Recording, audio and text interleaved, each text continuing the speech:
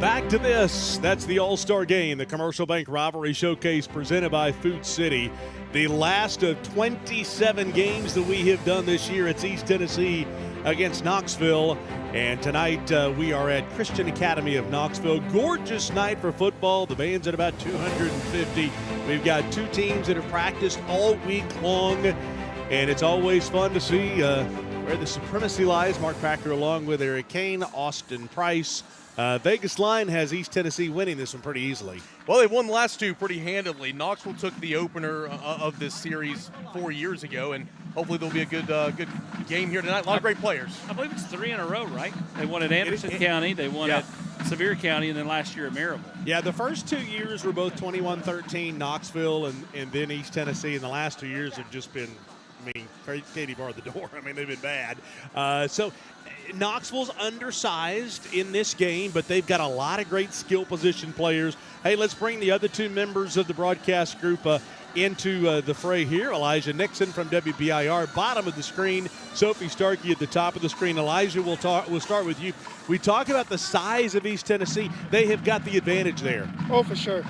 For sure. Come on now. Jefferson County linemen out there, I'm not going to say they're going to pummel these guys. What? But I'm just going to say they're going to get them out the way, okay? Because this is an all-star game. I'm pretty sure they have it as well. But it's a lot of guys that I think are going to win the game. And I think that starts in the front. Defensively and offensively, these two teams, this team right here can win in the trenches. And I think that's what's going to ultimately win the game. I know that they have a lot of skill guys on that side, but you can't do anything with that trenches in the front. No, you really can. I think East Tennessee specifically, and again, Spencer Riley, an offensive line guy, it starts at the center position, and they got two of the best ones in this area from Alcoa, from Maryville, Colton Moore, Nash Stennett starts with those two guys. You saw the guy on the screen there a moment ago, Grant Arnold from Jefferson County, one of the tackles. They're big boys, and they've got not just 5, they got 10 to 13 across. Now, let's flip it to the other side, Sophie. If there's an advantage for Knoxville, it's at the skill position, and it starts at the quarterback position. Absolutely. Knoxville has got a great quarterback lined up for them Well, this we'll season. work on her microphone. Sophie, sorry. Right now, you're Charlie Chan down there. Okay, Sophie, go ahead. Couldn't hear you up here, but go ahead. Keep talking. Well, definitely the quarterback position is going to be something Knoxville has in their favor tonight. Starting off with Powell's quarterback, Deuce Rogers. He's been the engine to Powell's offense so far this season with 100 rushing yards per game or more. He's led the Panthers to a playoff run and a 9-2 season. Then we've got Amari Lethko from Halls. What a turnaround season for this team, starting 0-3, finding themselves in the semifinals. He's got over 3,000 yards on this season as well. Easily one of the top passers in this area. Then to finish off this trio, Austin Slover from Carnes. He's been a bright spot for Carnes this season, even though they finished 3-7. He's got some Player of the Week awards, over 1,600 yards on the season as well. So this trio of quarterbacks might be the one to get Knoxville that win. Yeah, when you look at that trio of quarterbacks, for me it always is going to start with Deuce Rogers. Yeah. Because when you are undersized at the point of attack, you are oversized at the quarterback position with him. Look at what he is, right? 6'4", 230. He's as big as some of the linemen in a lot of ways. And so he's going to lean on you. So I'm going to try to get him out there in space as much as you can in this game. And let's be honest, Austin, how much longer will he be playing quarterback on a football field? Yeah, I think it depends on what level he wants to go to. If we're talking about the College of the Cumberlands, he can definitely play quarterback. If he's one to play at, like, let's say, Eastern Kentucky, UT Martin, Austin Peay, He's a tight end H-back, and he's going to be a fantastic player. Well, a lot of it depends on what he wants. And my point is, he might just run tonight because, hey, who knows if he'll ever get to it again. Well, right now he's just looking forward to having a good time. Now, one team that didn't have a good time last week was Gatlinburg-Pittman. Let's take a look back at the Blue Cross Bowls from a week ago. What a great year for GP. They enter the state championship game undefeated, just ran into a buzzsaw. First team in GP history to be 14-0, first team to make a state title game. They run into Martin Westview, led by Graham Simpson, the brother of Ty Simpson. They've got Asa Barnes, who's been offered by Tennessee, Alabama, Ohio State, Florida State, numerous others. Miles Brown, a talented safety for Martin Westview. They've got a ton of Power 4 players. It just was too much for GP. But, man, what a run. 14-0, go all the way to the state title game. You end up 14-1, a silver ball. That is nothing to hang your hat on. And I'm super proud for those kids. And I know that Coach Tyler Williams will be ready to get back as soon as he can. On the other side of things, you go to 5A, still on Friday, Sevier County. It was a coin flip game. They bleached the hair out again. But it was a coin flip game with Page, and it just went Page's way for the first time in 5 years. Yeah, again, Page has made this state title game 5 straight years, have come up empty 4 straight years, and we made the jokes about the Buffalo Bills so much, and finally they got a win. But again, it was a close one. It was a defensive game. Page is going to come forth and play great defense, slowing down that high-powered Sevier County attack. That's what was on display. And this one, great run for Sevier County, one of the best 2 years put together from any team in this area in quite some time, outside of Blount County. At 28-2 over the last 2 years, their lone losses to Grace on Rivalry Friday, and then in the state championship game to Page. And they'll have him back. They'll have Parker Newman back. But who replaces Bryson Hedrick? That is the key this offseason for Todd Loveday and the Smoky Bears, because he was the glue that held it all together. Let's head down to Elijah Nixon. Let's pull it back in here. And Spencer Riley, the head coach for East Tennessee, is standing by with Elijah. Guys? I am here with Jefferson County's head coach, Coach Riley, but right now you're coaching East Tennessee. 4 guys on the roster from your team. Yes, should have been more? Always. We take as many as we want. I'd love to have as many as I could, but these guys were selected by the staff, and it was a great opportunity for them to get to come out here and play tonight and get some of the best competition in East Tennessee. What was the week of practice like? Was this like a Pro Bowl type of week where it was just flag, 2-hand touch, or were these guys competing as if it was a new game coming in? Oh, it was definitely competition. I mean, we've been a college football coach before, and it was kind of an atmosphere of inside run was very physical, and Pass Kelly was competing, Nobody wanted to lose reps for sure, because there was some trash talking for sure. Over the pregame, we talked about this team has a lot of linemen, offensively and defensive linemen, that's bigger than the other squad on the side. Talk to me, do you think that's going to be the way to win this game today? Well, on the ball, for sure, from a former offensive lineman, you got to control the line of scrimmage on both sides of the football, and you got a chance to make plays at that point in time. And then my last question to you, I know that you guys won 2 in a row. How do you go for 3? We just got to be able to control the line of scrimmage and have a good time with it. Let our skilled guys get out there and compete, and maybe we can get some guys running free. All right, now, thank you, Coach Riley. This thing's back to you. Yeah, by the way, Spencer's coached in all-star games many times, and when we did the selection meeting, he goes, you win at the line of scrimmage, I'll take as many as I can get. We'll take a break. We'll inch our way towards kickoff on the Commercial Bank Rivalry Showcase as the Gray Hodges pregame show rolls on.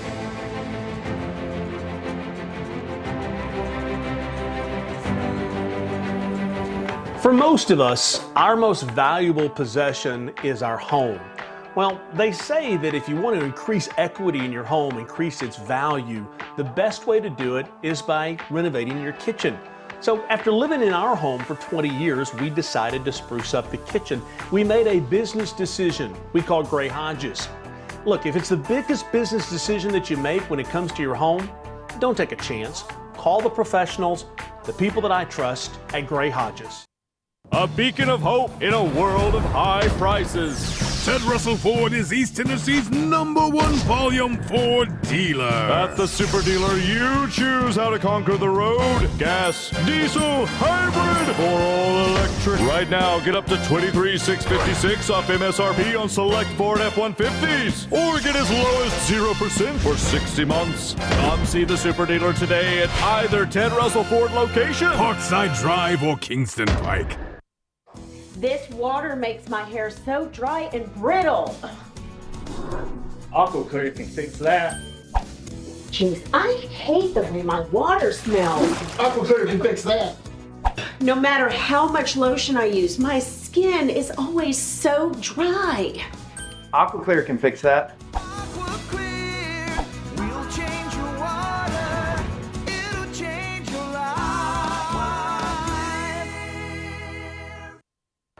Hi, I'm Matt Marshall with Exterior Home Solutions. Hi, I'm Dustin Woodson, also with Exterior Home Solutions. We are now easier than ever to find, right off of I-75 and Merchants Road.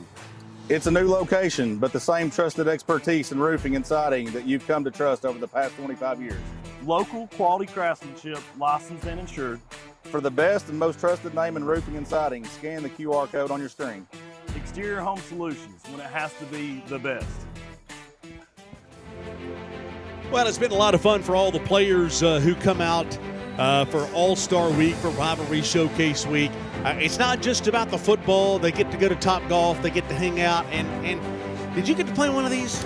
Yeah, not this game, obviously. It was about a decade in the making, before. I played in the Border Bowl, Tennessee, Kentucky. Oh, okay. Yeah, okay. so to your point, it's about the week, right? I mean, you want to win this football game because you don't want to come up here or do this for nothing, but it's, getting to know other guys, that you played against, and you talk trash, and you compete on the practice field, and some of these guys you'll see at the next level sometimes. Yeah. So it's a whole lot of fun. There's a whole lot of trash at Topgolf, by the way, just the swings. That's just the coaches.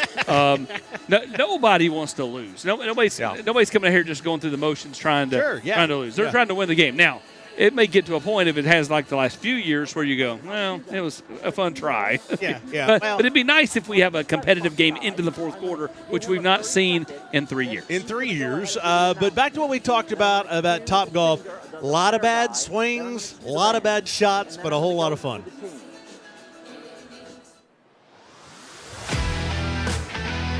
The unique experience about this game is all these kids are local, so you hear about them throughout the season and know that they've had good years. So, when you're around these kids, it's not as much about coaching them. It's just, giving them an opportunity to be successful in this game and, just kind of using their skill sets to, try to put a good product on the field. But just to watch the way they interact with each other and at the end of the day kind of come together by the end of the week and you've become a team and go be able to go play a little football. It's a unique experience, but it's fun to be a part of.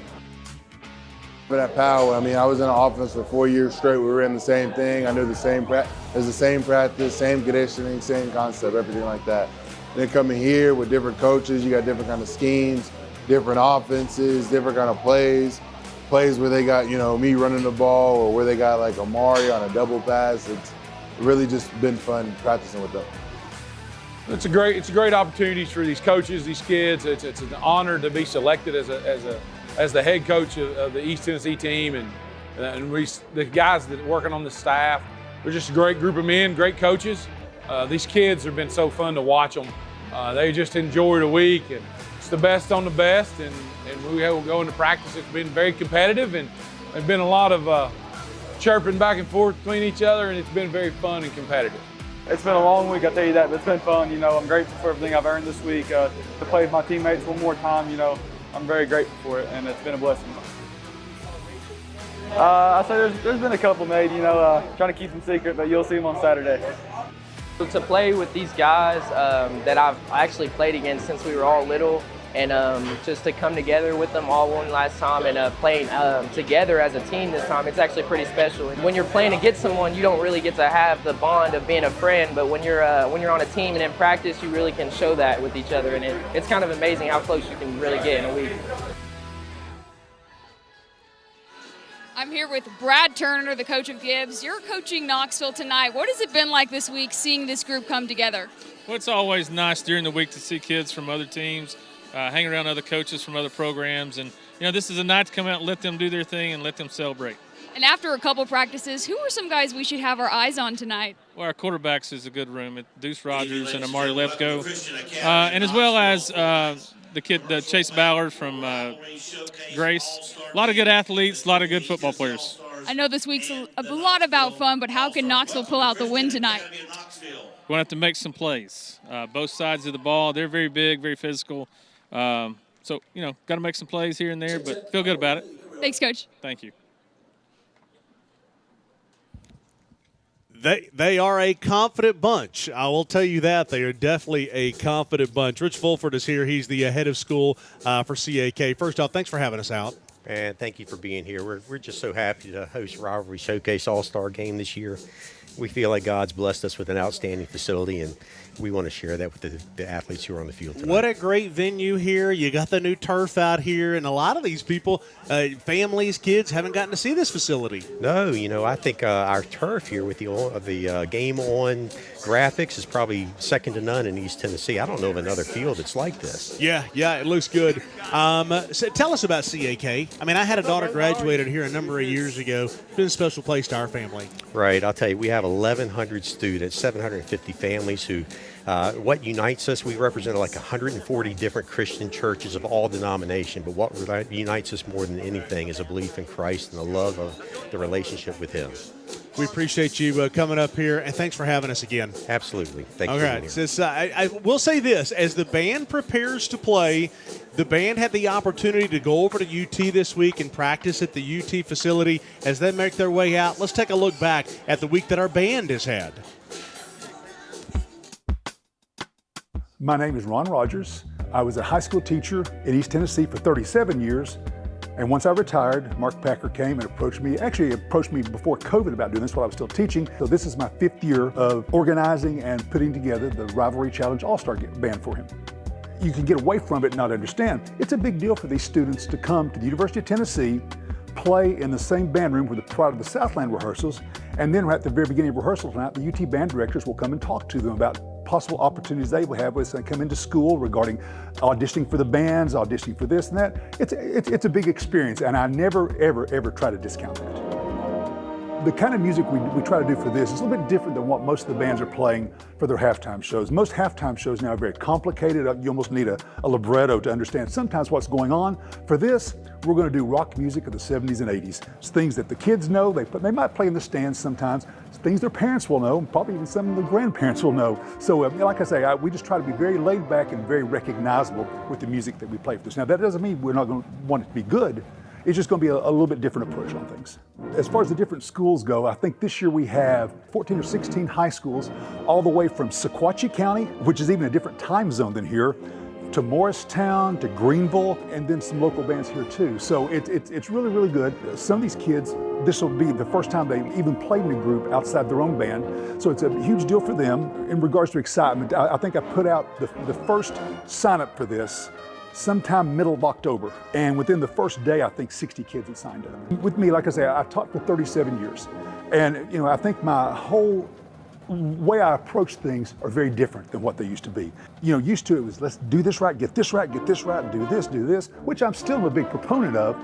But what I never ask students for a long time is, did you have a good time? It never fails me now whenever I do a clinic. I direct the Knoxville Community Band, which is an adult volunteer group here in Knoxville, and we had a concert yesterday. At the end of the thing, after we finished, it was a great concert, I go, did you have a good time? And you could see, even on adults' faces, the joy and satisfaction they had with that kind of performance, and I think you'll get this from this group too. I want them to have a good time. We're still going to do things right, but it's important for me that they have a positive experience with this. Well, and from the band earlier this week at UT to Ron Rogers and our band preparing to play the national anthem. Let's take a break right now. We'll come back. We'll have our prayer. We'll have the team run out the national anthem as the Gray Hodges pregame show continues.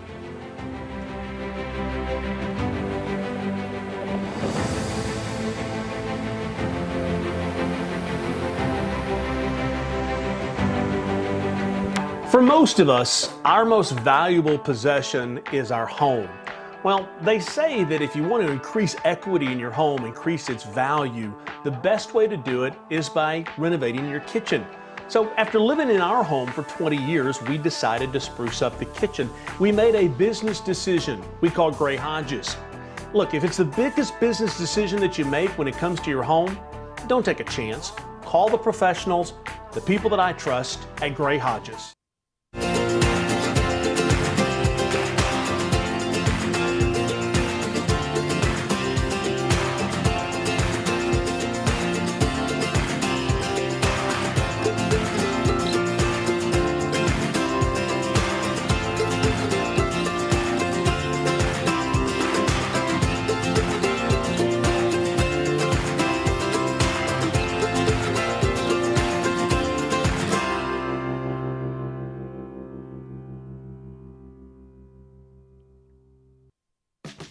High school sports is bigger than the players in the game.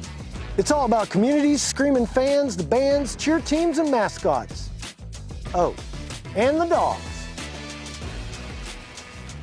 Just like high school sports, OEB Law is all about results. Hi, I'm Tim Elrod, and the OEB Law team is dedicated to giving you the game-winning results you deserve. OEB Law, just results, 546-1111. Community banking is about location and much more. It's about family. We reside in your community. We are a part of your community. At Commercial Bank, our commitment extends beyond the walls of our branches. It's displayed each day in the opportunities we provide, the money we give back, and the time we commit, all to help improve the lives of the people, families, and businesses that make our communities great. Commercial Bank, life made better. Please stand.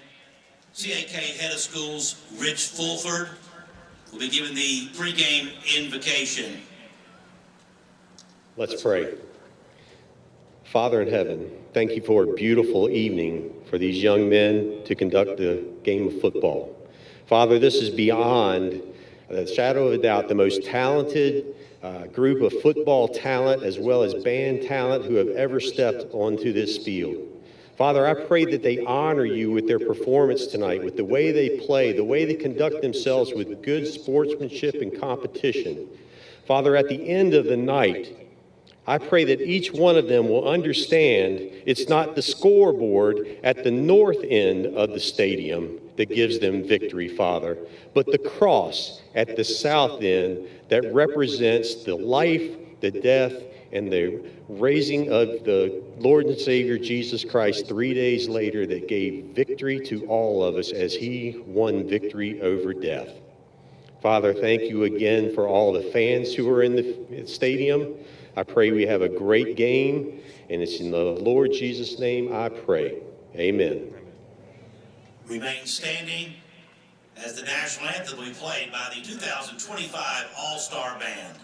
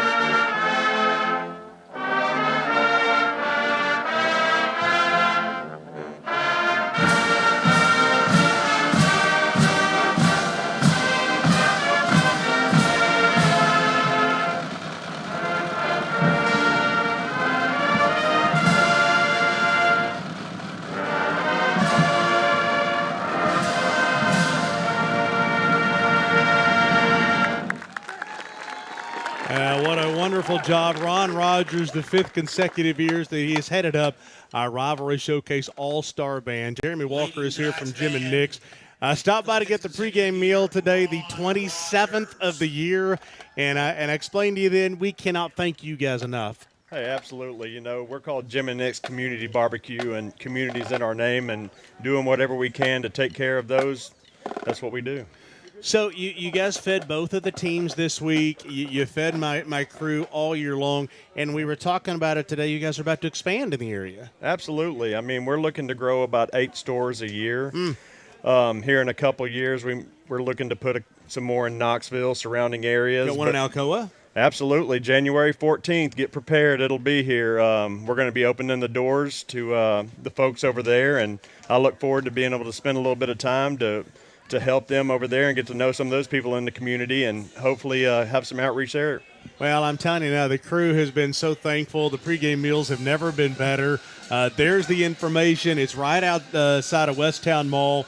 If you've got an event, you need catering right there, 865-224-37 6-0. Stopped by today. They gave me some of those, jalapeno cheddar biscuits while I was just waiting. Oh, the cheese biscuits, The cheese biscuits, Absolutely. yeah, You got to have those when you come. I mean, I was waiting, and they gave me 2 of them. And I'm like, you're just trying to fatten me up for Christmas, aren't you? They're just trying to get you in there and get that taste in your mouth for the good stuff, man. Sounds good. Hey, man, appreciate you. Hey, absolutely. Appreciate it, Mark. Been a great year. Absolutely. And throughout the broadcast, we will show you pictures of both of our teams enjoying the meals this week on Wednesday as FCA had their speakers. And so we appreciate that. The teams are about to make their way out onto the field. We've got the all-star officiating crew tonight. We've even got the legendary Don Talbot up here in the press box. I mean, it does not get any better. Scott Cupp is on the PA out here, former William Blount Athletic Director of the Year in the entire United States. I mean, that was incredible. He had people out racing at William Blount games. And then yesterday I'm reffing over there, and they walked in on me while I was changing. But another story for a whole nother day. Hey, let's take a break. We'll come back in a few minutes. It's the 5th annual Commercial Bank Rivalry Showcase presented by Food City. It's East Tennessee against Knoxville when we come back.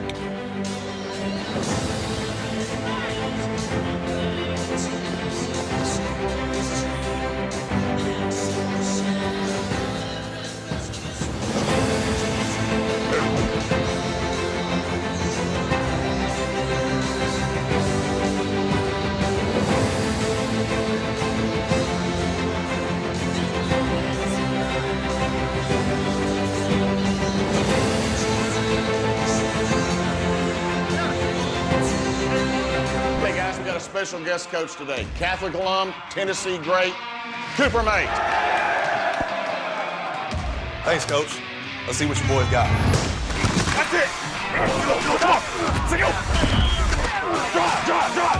Hey, bring it up. Nice work today, man. Y'all hungry? Yeah. We got some Auburn's. Let's eat. Auburn's. Real comfort, real food, real good. More fingers, Mr. Mays? Yes, please.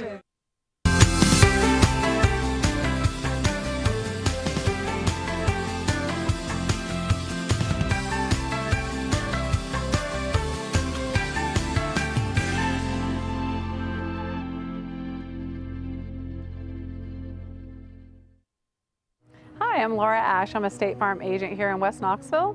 I love to serve all of East Tennessee for all of your home, car, life, and business insurance. If you need anything insurance related, give us a call at 675-0888.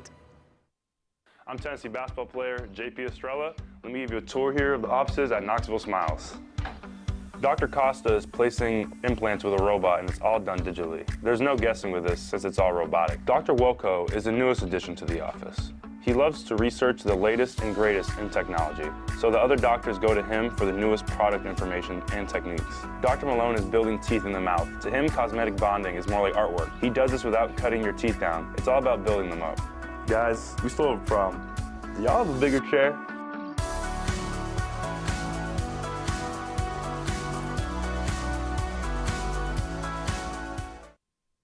What's up, guys? It's Devin Driscoll, owner of D1 Sports Training with locations in Hardin Valley and Blount County. If you're looking to take your athlete's sports performance to the next level or increase your overall sports performance and fitness, reach out to us at one of our locations in Hardin Valley or in Blount. The following live sports broadcast is brought to you by Pac-Man HD Productions.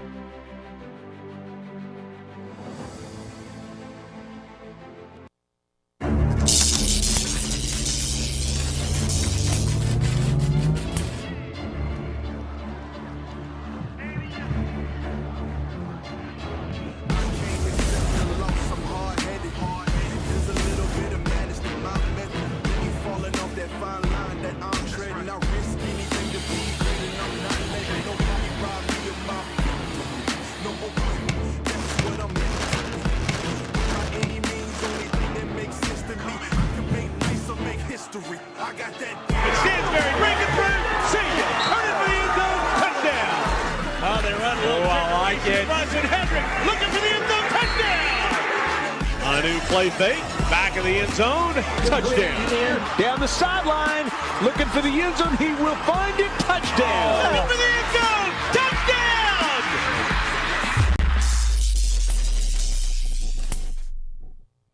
A little taste of what the year has been like in broadcast number 27 is the Commercial Bank Rivalry Showcase presented by Food City as East Tennessee leads the series 3-1.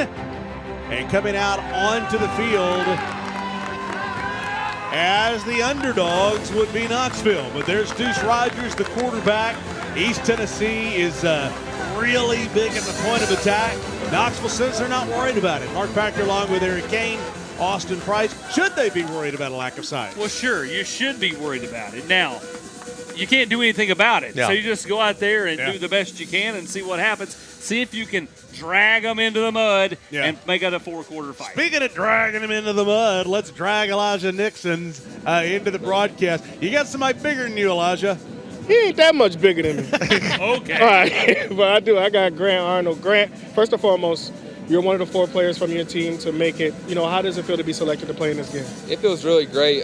Excited to play and excited to get one more chance to compete in high school. Now, first and foremost, you saw there was a small team over there. Yeah. How do you feel like your size and this lineman is going to compete in this game? Man, I feel like we're about to play some smash mouth football out here and really just run it down their throat the whole game. You know, they're not as big as us or as strong as us, so I feel really good about it. You have nothing nice to say about that, but I have to ask you, do you have something nice to say about your teammate in this week that you have spent with the East Tennessee team? I have a lot of good stuff to say, man. I have a lot of fun with these guys, you know, and just a lot of funny moments this week. You know, one funny moment was that when we were at Knox Catholic, before we went and played Topgolf, our teammate had a little bet. We were talking about if who won the Topgolf game had to buy the other's food. And we got there, and I beat this guy named Charles Humphrey. He's my guy. He's from Anderson County. Beat him really bad. I think I got like 600. He had like 150. So he had to buy my food when we got there. So it's always a blessing to have free food. Yeah, you had a lot of food to buy for that buffet. Right now we're going to go ahead and toss to Sophie.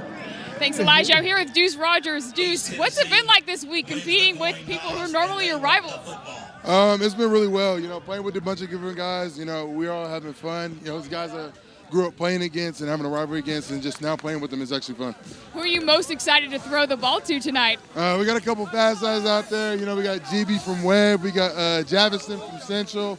We got a bunch of fast guys, and I had a couple fast guys over there, but these guys are electric, so I can't wait to play with them. Thanks, Deuce. Good luck. All right, thank you.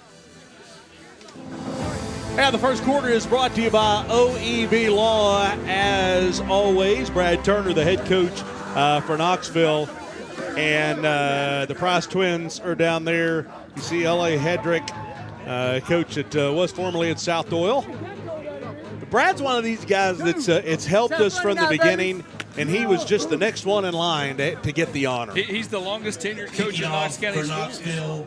I mean, he's not been the head coach at Gibbs, what, like 8 years maybe? Something like that? I mean, he's the longest tenured coach in Knox County Schools. And honestly, the last 5 years, when you look at what his teams have done, is super impressive. I think he's super underrated, and he's great for kids. Listen to the music Scott Cup's out here playing in the stadium.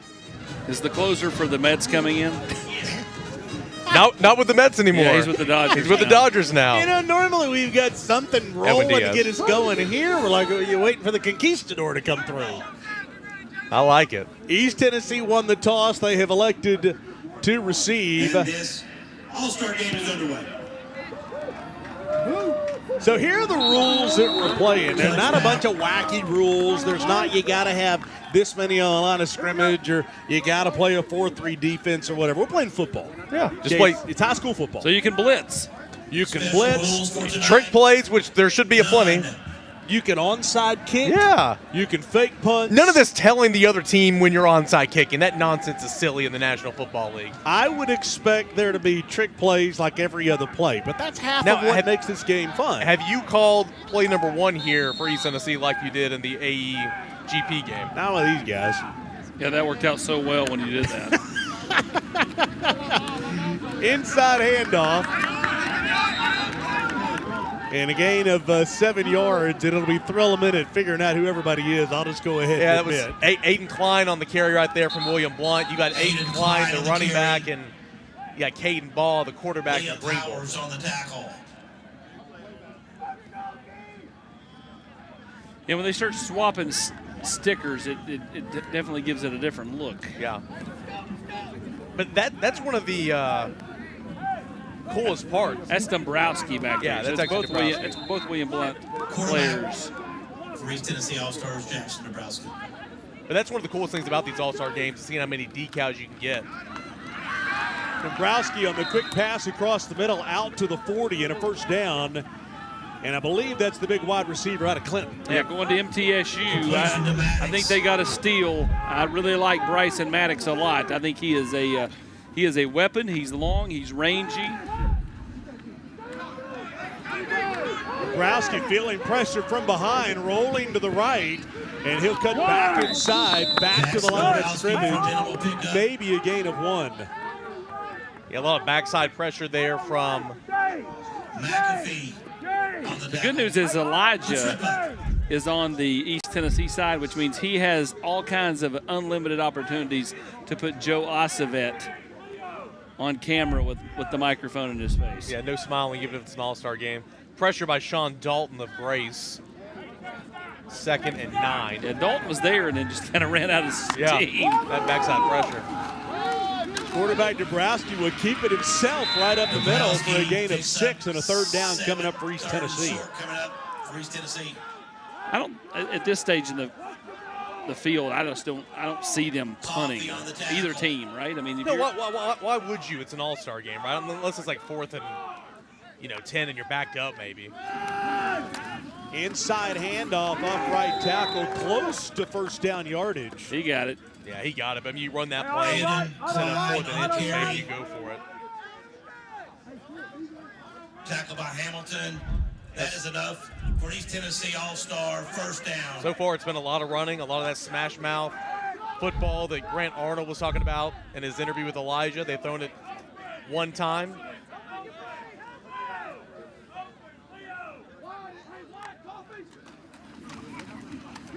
Inside handoff, and Knoxville there for the tackle. Klein picks up a couple.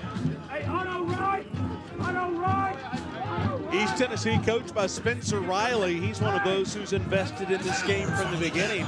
You know, and we came up with the concept of this. Spencer was literally the first call that I made. And he's been totally on board. Inside handoff again off right tackle. And another third down and short. And a whole lot of Aiden Klein from William Blunt on this series. On the tackle for Knoxville, third down and short.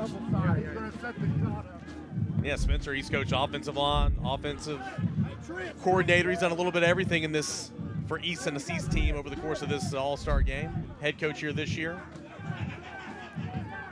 4 representatives from Jefferson County on this team.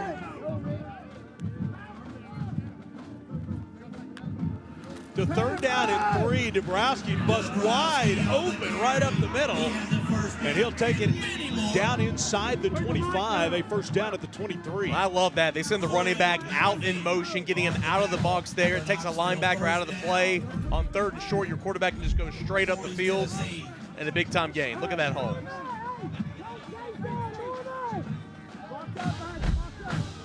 First down and 10. They'll throw this one out quickly, and that's Beaufort. Torrey Beaufort out of Maryville. Beaufort on the reception for Dombrowski. You talk about quicker than a hiccup. That's Torrey Beaufort. One of the most dangerous guys in this area with the football in his hand. Started his career at Bearden, Maryville now. Great in the slot, great in the return game. And Knoxville had him bottled up there for just a split second, and he was able to make one guy miss, just sidestep him, and then the shiftiness. 10th play of the drive, Dombrowski off the left side. And that's going to be a loss. And he'll lose a yard. Yep, so it might be back to another 3rd and 2 here coming up for East Tennessee. Another thing I like about this type of game, the band is playing. They stop as soon as I start talking about it, but they're playing during the plays. I think that's so neat. Well, Ron Rogers knows just play, okay? Yeah. Just play. Just have a good time. Kamarian Finner on the tackle, and a timeout has been asked for by the defense, by Knoxville. And so East Tennessee, their 12th play of the drive coming up, which is kind of what we anticipated. Yeah, that's a good timeout right there. We were talking about, 4th downs in all-star games, but a big 3rd down coming up.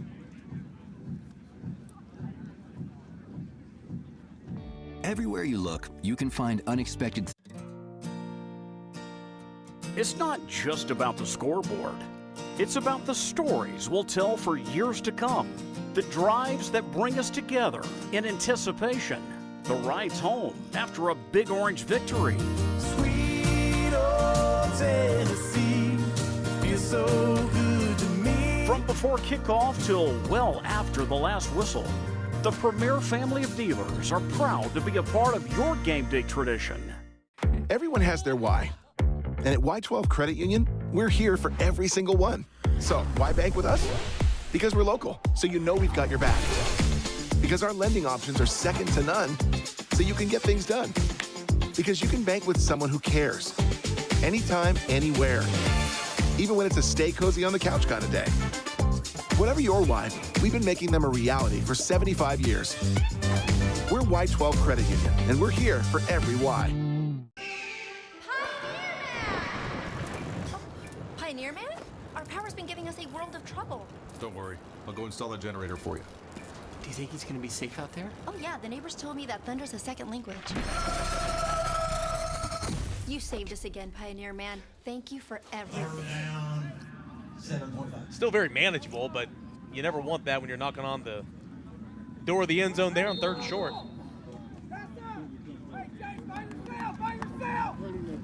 So 3rd down and 8, wide side of the field, the near side. Dabrowski under pressure. He'll step up, and he will get the first down inside the 10. Dabrowski did a great job right there. Pressure off both edges. The running back did a great job picking up it from the front side. He just steps up and gets the first down. Yeah, and here's where this kind of game is cool for a guy like Dabrowski that hasn't gotten a lot of exposure. We had him on one time.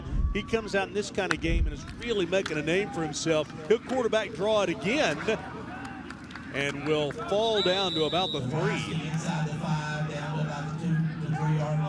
If I'm Maryville College, I am all over this kid. Yeah.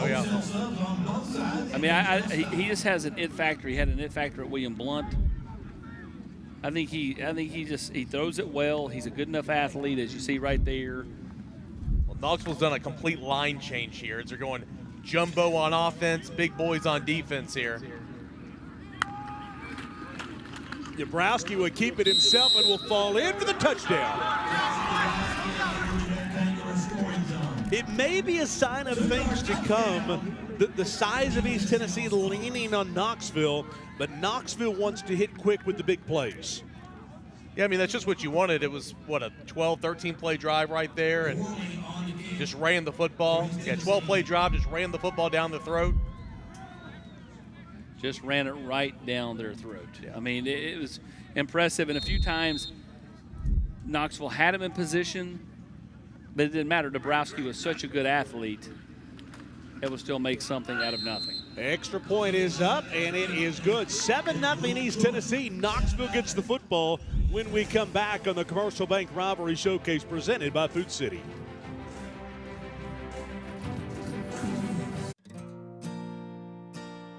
It's not just about the scoreboard. It's about the stories we'll tell for years to come. The drives that bring us together in anticipation. The rides home after a Big Orange victory. Sweet old Tennessee, feels so good to me. From before kickoff till well after the last whistle, the Premier family of dealers are proud to be a part of your game day tradition. Everyone has their why. And at Y12 Credit Union, we're here for every single one. So why bank with us? Because we're local, so you know we've got your back. Because our lending options are second to none, so you can get things done. Because you can bank with someone who cares. Anytime, anywhere. Even when it's a stay cozy on the couch kind of day. Whatever your why, we've been making them a reality for 75 years. We're Y12 Credit Union, and we're here for every why. Pioneer Man? Our power's been giving us a world of trouble. Don't worry. I'll go install a generator for you. Do you think he's gonna be safe out there? Oh yeah, the neighbors told me that thunder's a second language. You saved us again, Pioneer Man. Thank you for everything. No need to thank me. That's what I was called to do. That was incredible. How did you do that? When you've been taking care of homes as long as I have, you realize that lightning is just the sky saying hello. Trust your frontier to Pioneer. I'm here at the England Furniture Factory, and now I'm here at our Brown Squirrel Design Showroom. We would love to create for you a custom made-to-order sofa or sectional, built right here in our Tennessee factory. You can custom design your own sofa or sectional at no additional cost. Then pick out your own cover with over 1,000 fabrics and leathers to choose from, and in your home in just 21 days. Design it here, and we build it here. By Tennesseans, for Tennesseans. We are your custom furniture headquarters. We are Brown Squirrel Furniture. Set. And the Rivalry Showcase is brought to you by OEB Law, Ted Russell Ford, Carson Newman University, Knoxville Smiles, Commercial Bank, and Exterior Home Solutions. 7-0 East Tennessee with the lead. A drive that took 3 minutes and 42 seconds, 12 plays, 80 yards. Dabrowski from William Blunt with the touchdown. It certainly felt like it took more than 3:42. Did it not to you? No, it did. There's so many runs and a handful of third down conversions. Well, as they kick this one into the end zone, let's head down to Elijah Nixon from WBIR. Yes, I am here with Dabrowski. Can I call you Dabrowski? Yes. All right, Dabrowski. Hey, look, first and foremost, man, congratulations on this drive. Easy touchdown for you. 3 minutes and 42 seconds. Did you think you would score that fast? I mean, yeah, that's what our plan was, is come out there and crib call it first play, and first drive works too. How fun is it to run behind this offensive line right now? Yeah, I mean, all these guys are excellent players, and it's just a blessing to be here. And, yeah, I couldn't do it without them. It was a great drive. I see Coach Joe Oswald come over there. He gives you the high five first. How has that relationship been building this whole week? Yeah, it's been really good this week. It's been really great. He's a good guy and a better coach. All right, before I let you go, Dabrowski, I need 3 more touchdowns from you. Can I get that? Yes, sir. I got you, bro. All right, cool. He's not on your fantasy football team or anything, Elijah. He might be after the night. So they'll run quarterback draw on Deuce Rogers, and he is running for his life. And they went out there and empty, and they saw Dabrowski get a bunch of run on the QB draw the previous drive, and they called Deuce Rogers' name, play number 1, just nowhere to go. Yeah, there's an East Tennessee front letting Deuce know what tonight's going to be about. And as Austin said in the pregame show, when you stand next to Deuce, he is just a big human. Yeah. He certainly is, and he's always been that way, and he's kind of played that way for Powell the last 3 years. And he's a fun, engaging guy. I mean, he had a lot of fun with his teammates. First pass of the game, we think. Going to take a shot downfield. Has a receiver. And there is no flag thrown on that one. Maybe a little underthrown, maybe a little contact. Yeah, that was a terrible non-call. It's player came back for the ball. There was 2 hands from the DB on the receiver. This easily should have been pass interference. It's unfortunate because the receiver had him beat. A throw just out in front of him, and that's a walk-in touchdown. Guys come out here in an all-star game and just get berated. Hey, listen, somebody's got to catch a stray every now and again, Packer. Gabe St. John on the coverage. 3rd down and 10, 3 receivers top of your screen. Question is, do they call this on the right tackle who was standing up to look over and ask a question? They got East Tennessee at this point at Knoxville. Part of the snap. Offside. Yeah, that's what I wondered. On the defense. 5 yards. Right tackle stood up to look in at the quarterback to see what the call was, and then East Tennessee jumped offside. See? That's by design. That's tricky right there. Well, they do a lot of check with me, though. Yeah. That's why Justin Price calls plays. I was going to say Grayson at every play. Yeah. Well, maybe that was the check with me. As Jacob Smith of Carnes. Empty set again, second time this series. He did it again. Are they going to call it again? I'll be first down if they get another one. I don't think we'll call this on Knoxville. They're almost like doing this jack-in-the-box thing. Jack in the box. That actually is pretty good, Mark. Well, look at him. He's like, this is what I was coached to do. I did it last play. They got offsides. This play, it goes for a false start. See, now, Austin, if you were the sideline reporter, you'd be out there in the middle of the You're right about this. I mean, the call is the call. What are we talking about here? Here we go. Right the snap. False start on the offense. So right back where we started. Spencer's like, he can't do that. I know I'm an old lineman, but he can't do that. So now it's back to 3rd down and 10 again. And Ryan Gibson, the running back who got the start from CAK, coming off the field. They're going to go empty set, 5 wide receivers for Deuce Rogers of Powell. So let's see if Jacob Smith does his jack in the box again. Go, go.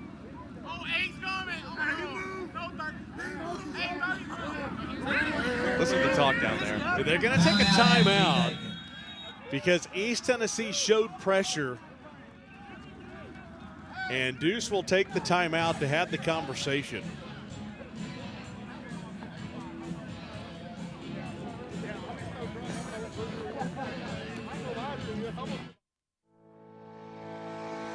Community banking is about location and much more. It's about family. We reside in your community. We are a part of your community. At Commercial Bank, our commitment extends beyond the walls of our branches. It's displayed each day in the opportunities we provide, the money we give back, and the time we commit, all to help improve the lives of the people, families, and businesses that make our communities great. Commercial Bank, life made better. At the Commercial Bank Rivalry Showcase presented by Food City, the 5th annual. And our thanks to Commercial Bank, Food City for, along with all the other sponsors, making this possible. Bacon and Company provided all of the jerseys and all the tops for everybody. And it takes a village definitely to make this event happen. And it's a week that these guys will never forget. The names on the back of the jerseys was awesome. The biggest hit. Yeah, in my opinion. We talked about that pregame. I mean, it's been a challenge because every year in the All-Star game, you'll have 8 to 10 players that you thought were going to play that didn't come. Yeah. But for those that haven't, their name on the back of the jersey. So enjoy it tonight. Cool. You'll never see it again. Okay. What a bummer. 3rd down and 10. East Tennessee bringing pressure. Rogers going to try to run his way out of it. And look at this run. Ooh. Carrying defenders, and did he get the first down?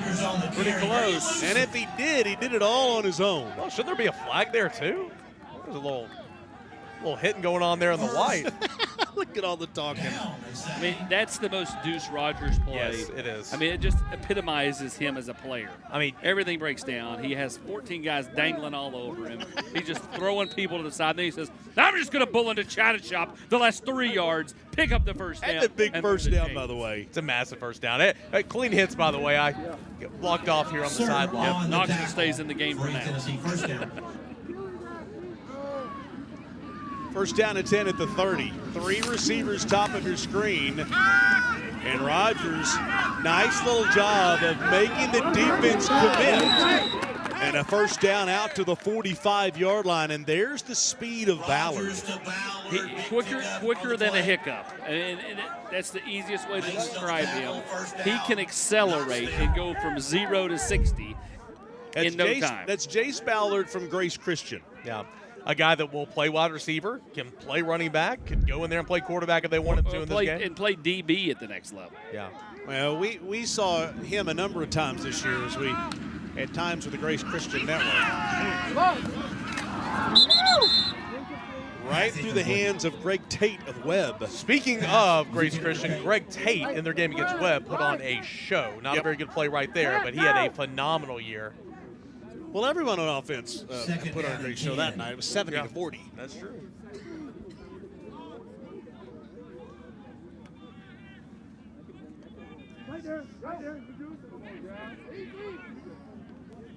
Yeah, offensive line this week for Knoxville. They had to call in 3 more offensive linemen on Tuesday. Farragut kid comes out and breaks his foot within 20 minutes of practice, and he was out. So then they had to go get another one. I mean, legitimately. And that's what you hate to see happen in a week like this. 2nd down and 10. Rogers going to take a shot downfield. He's looking for Ballard, very well covered. And this one's knocked away. Nice coverage. Rogers to Ballard, knocked away. Gonzalez knocked away. Great coverage there for East Tennessee. Yeah, great coverage there by Jaden Gonzalez of Cherokee. Really good breakup on what was essentially a jump ball down the field.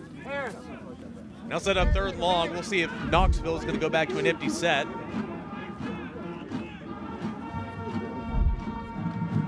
Proud of Rogersville. Oh, Buck, the Chiefs. What would have been my alma mater had Dad not taken the Parks and Recreation director job in 90s. Big Red Valley, yeah. 3rd down and 10. East Tennessee bringing pressure. Rodgers rolling out, looking to throw. Oh, look at this one. Gets Ballard. And he'll get the first down. East Tennessee just pinning their ears back. And Rodgers making them pay. Yeah, 2 big 3rd down conversions. On the tackle for East Tennessee. He is so good at improv. And then again, watch Ballard just slip out. DB gets turned around.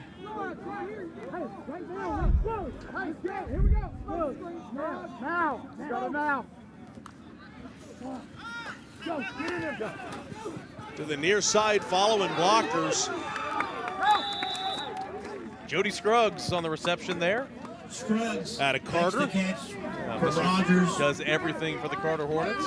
Cam Anderson on the tackle, but that's enough for another Knoxville first down. So at times this drive has not looked promising, but a couple of big 3rd down conversions, a couple of nice completions there on early downs.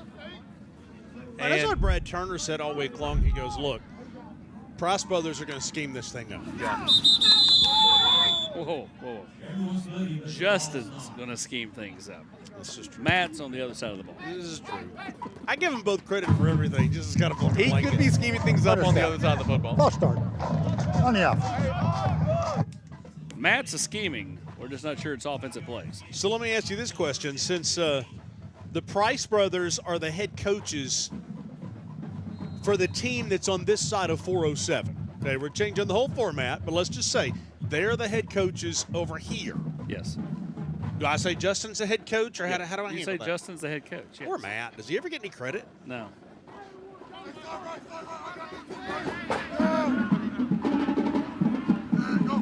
First down and 15. East Tennessee will take a step back. Rodgers off his back foot. Wow.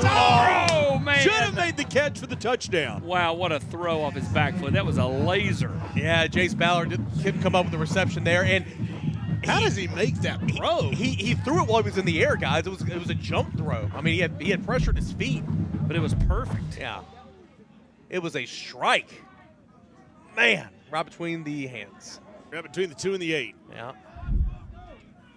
So 2nd down and 15. Amari Lethgo of Halls, Austin Slover of Carnes, the other 2 quarterbacks for Knoxville. 9th play of the drive.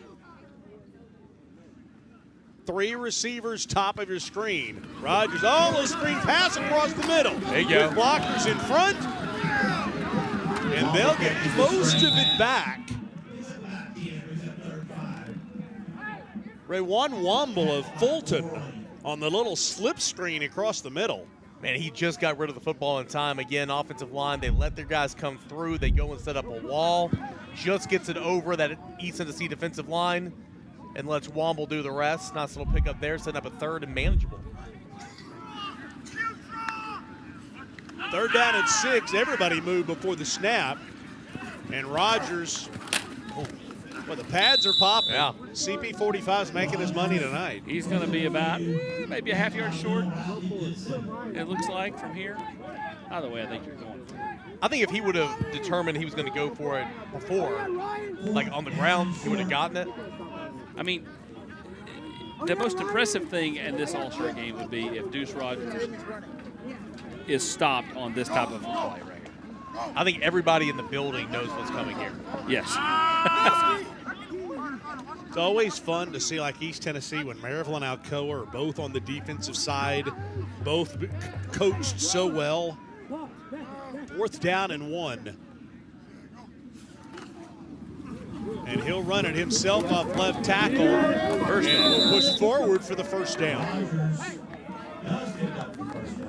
Rodgers is kind of like, remember the old Goldie Hawn movie Wildcats where they had that huge defensive lineman? He was so big, all they did was just put one dude in front of him, push him over. You think Eric knows anything about that? Come on. That's kind of what Rodgers is. He's so big. And for a change, I don't know what the heck he's talking about either. Okay. Have you never seen the Wildcats with Goldie Hawn? Nobody. But guess what? You need to go watch it. It's a classic. Where can we stream it, Mark? Is it on Netflix? It is a classic, yes. It's the black and white version. It's on VHS. Do I need to go to the VHS at my grandma's house?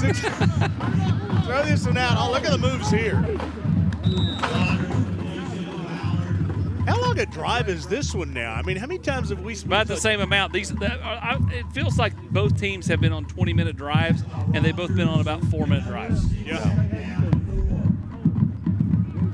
Watch the moves right here. Well, they've had workhorses on these drives. I mean, it was Dabrowski and Klein. A lot of conversions. 12-play drive for East Tennessee to go up 7-0. 12th play of the drive here for Knoxville. And I think Jace Ballard's touched the football on about 6 or 7 of them. Even if he's caught it or not. Yeah.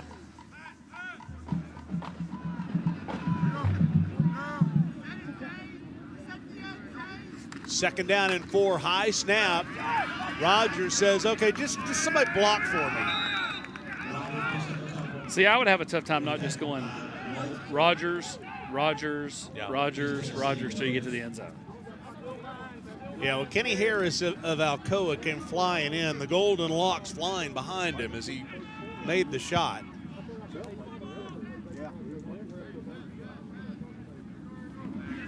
Good look at Rodney Inman of Coalfield on the interior.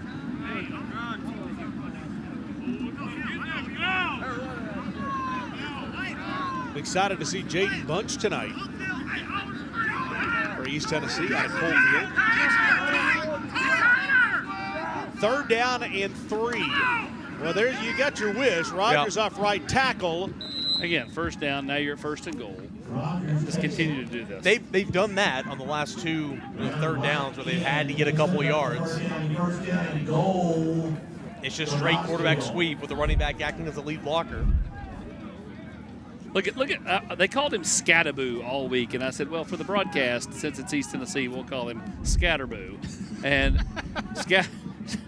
kid from CAK lead blocking and doing a fantastic job of it. See Brian Pankey over there, Richie Wilhite, Mark Chait, Eddie Spradlin over there on the right, head coach at Greenville.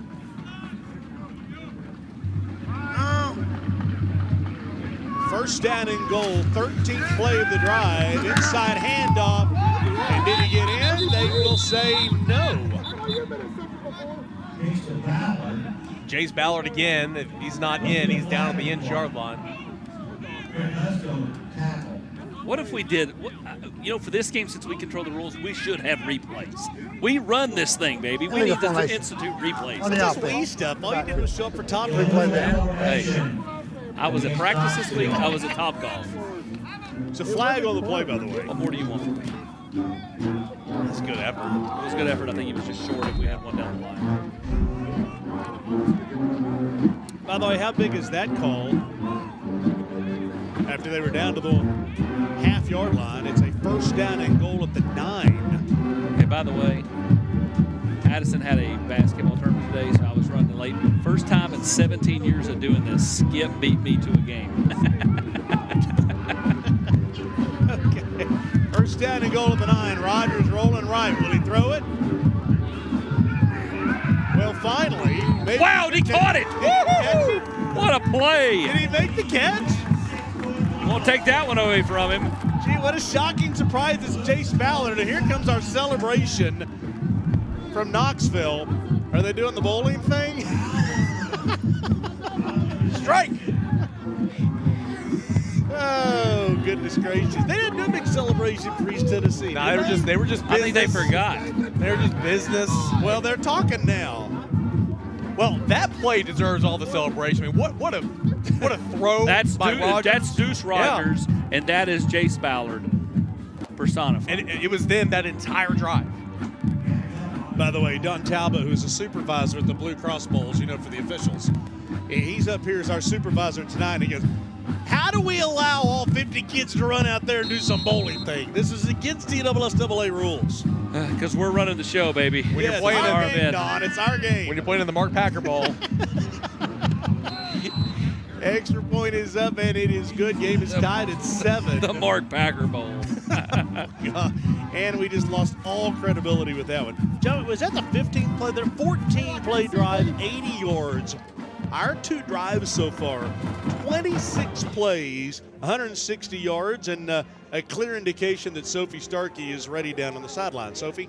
I'm here with Jace Ballard. Jace, we just spoke to Deuce Rogers. He said you were one of the guys he was looking forward to throwing the ball to. What's it been like working with him and the other quarterbacks?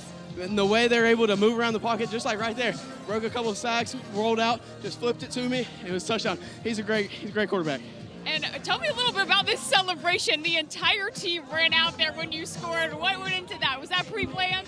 Yes, that was pre-planned. They told us there's no flags for celebrations, so we wanted to bowl, and we bowled. Congrats. Thank you. Hey, but ask them if they got anything else. Jace, back out here. Yeah, what else they got? What can we They expect? want to know, what else you guys got tonight?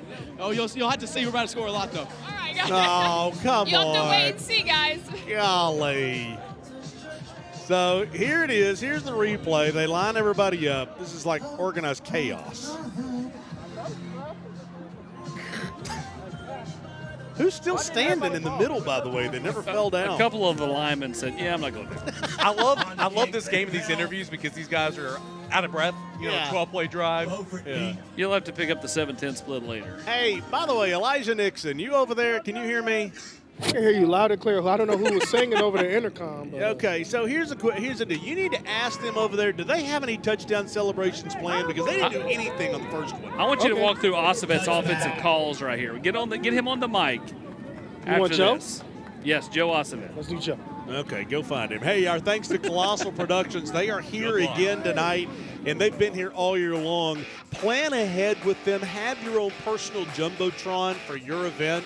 They were out here today early. They had the Army-Navy game on. Everybody was out here watching it, sitting around just taking in the broadcast. They've got 2 huge Jumbotrons that are portable. They'll bring them to you, whether it's a wedding, a tailgate, a corporate gathering.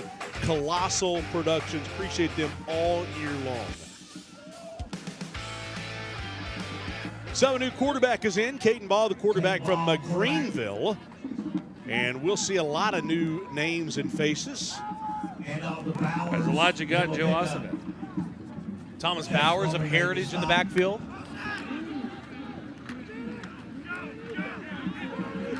Wow, what a tackle. So I want to show you something, guys. I don't care if we're ready in the booth or not, but I want to show you something. This right here is they had the team meeting, and Ossavet Monday night, and Ossavet shows up, and this is the playbook. 58 pages for an all-star game. 58 pages. I mean, he's got Rhino, he's got Zeus, all these plays, Stogie. Just what he wants you to do is give out all his plays. And I'm not giving his plays, I'm saying the names, but he is intense as can be for an all-star game. Knoxville with a play in the backfield. Yeah, Elijah, can you track him down to ask him what's next? I guess not. It's 4th down. You might want to wait until after this play because he had to get to the 50. The camera wire doesn't make it that far. So I was waiting till you get to the 50. Oh. I could go ahead and tell you what he was going to say on that series. Got an injured player down, by the way, and this you do not like to see in an all-star game. You're right about that. Hopefully he's okay. Is that Nash Stennett? That is Nicholas Hinder. Okay. Hinderlight of Maryville. Yeah, I just don't want to see that. Our thanks to the official auto partner of the Rivalry brand, being Ted Russell Ford. 2 locations at Ted Russell Ford in Knoxville, 1 Ted Russell Lincoln. Our thanks to Andy White, Nick White, and all the wonderful people at Ted Russell Ford for being our official auto partner. I will say this as he hobbles off, my thanks to Knoxville Orthopedic Clinic as KOC for the 5th consecutive year, providing our orthopedic care. And I will say thank you to TOA because CAK is a TOA school. And the understanding of working together for the kids to allow KOC to come in here on their turf to provide the orthopedics as our partner, I do appreciate very much TOA's willingness to work with KOC and working together for the kids. So my thanks to both tonight. First punt of the night. Game tied at 7. And this will take an East Tennessee bounce. Down to the 20.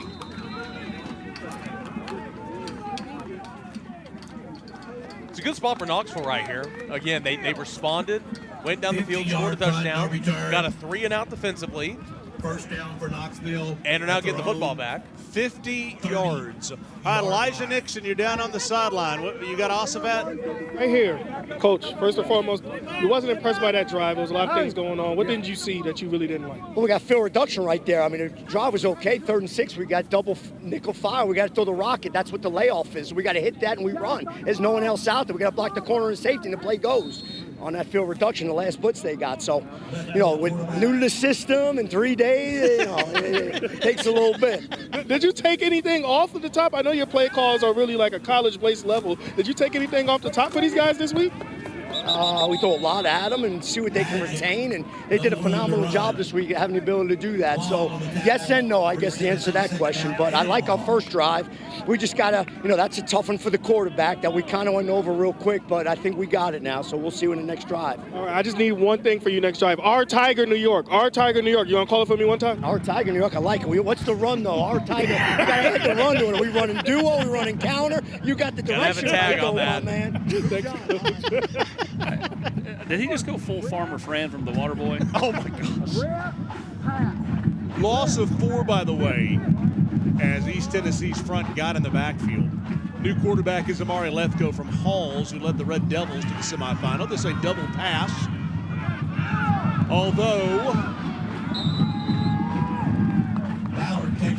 the defense was in the backfield, so Ballard just took off running for 13 yards. And new quarterback, same old Jace Ballard.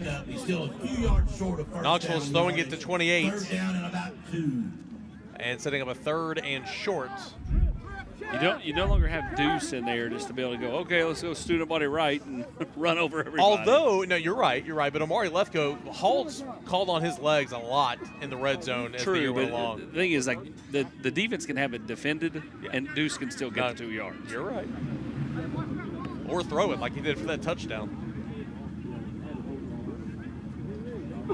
Lethco looking at the play clock, and they'll have to take a timeout. Second timeout. They do. Timeout taken by Knoxville. I love all the stickers that they've got. He's got a Grace G on his helmet.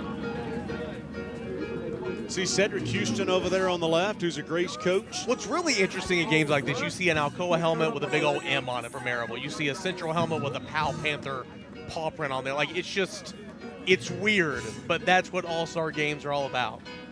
Tell you what, it is time for an important part of the show. Packers Geography 101. It's our end of the year quiz, Mark. EOC time, baby. The community known as Big Red Valley is associated with what school? Tellico Plains, Cobb County, Cherokee, or Loudon? Y'all are tricking me. It's not Loudon just because they're red. It's Cobb County. It is Cherokee. Cherokee, and I said it. He said it earlier in the broadcast. I said it 5 minutes ago in the broadcast.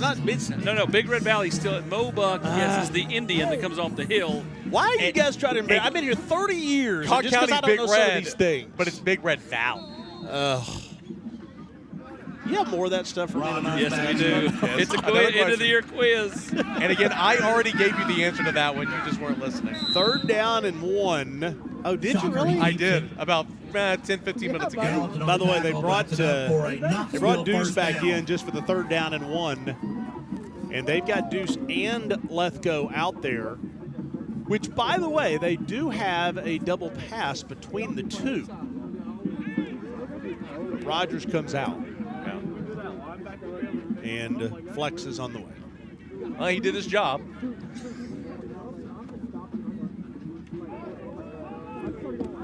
See, I like that. I mean, it's all about getting the first down. Yeah. Let's go right back in. Know this. Well, this is Lethco's drive. Look at the play. Inside handoff. Well, look at the front for East Tennessee. Lomble on the carry, loses a yard. Husky of Gatlinburg Pittman in on that tackle, along with Kenny Harris of Alcoa. Kenny with some fantastic hair. Really need to do a Gambooz's Game Night makeover tonight during the game on the East Tennessee side. Looks to be the end of the That'll be the end of the first quarter. Well, a lot of fireworks without fireworks. 7-all is the score after one quarter at the Commercial Bank Rivalry Showcase presented by Food City. From Farragut High School, Andrew Smith and Rodney Brown from Northview Academy. Becky and Anthony Terry. High school sports is bigger than the players in the game. It's all about communities, screaming fans, the bands, cheer teams, and mascots. Oh, and the dogs. Just like high school sports, OEB Law is all about results. Hi, I'm Tim Elrod, and the OEB Law team is dedicated to giving you the game-winning results you deserve.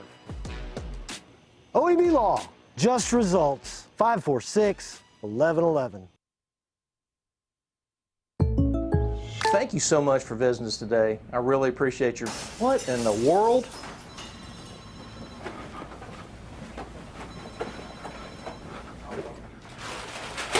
Hey! Whoa! Save it for Rivalry Thursday, guys!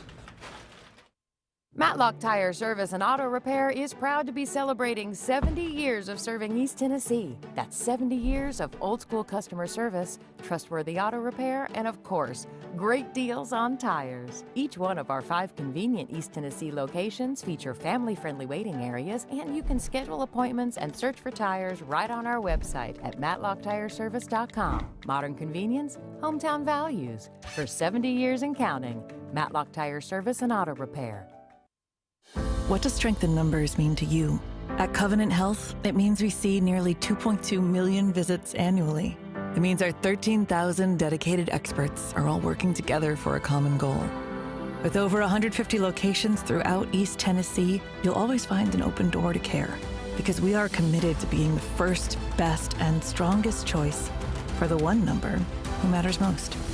You. Covenant Health. Let our strength be yours.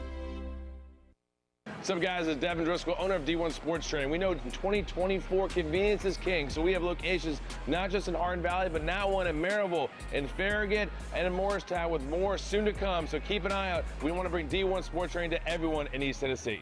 Brought to you by Food City. It's the Ask Coach Heupel Show. Hello, and welcome to Ask Coach Heupel. I'm your host, Josh Heupel. Glenn asks, Coach, how does one join the Vol Navy? It's a great question. Well, Glenn, you don't necessarily need a boat. You need a friend with a boat.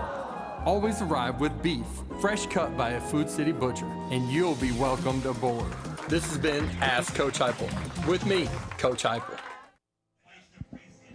Second quarter is brought to you by Food City. As we get back to action, Sophie's got Brad Turner, the head coach of Knoxville. Coach, you're tied 7-7 right now. How can you guys keep this momentum going? Keep giving Deuce the ball. I mean, Deuce is a great player.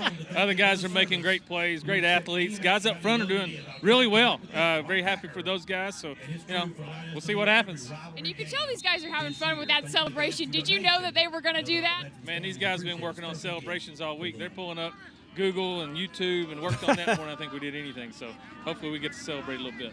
Thanks, Coach. Thank you. It's important to have your priorities in line on a week like this, so that's good. East Tennessee showing pressure. They'll bring it. Lethgo under duress. Going to be buried back at the 32. He was swallowed. I mean, just straight swallowed. Yeah, and by the way, Tubja Walters out of Oak Ridge going to Austin Peay has been so impressive all week long. When I was talking with some of the coaches at practice Wednesday, I guess it was, they said he's unblockable. Yeah, he just manhandled Jacob Smith from Carnes. Just shoved him and said, get out of the way. I'm going to go and dispense of number 9 in this red helmet.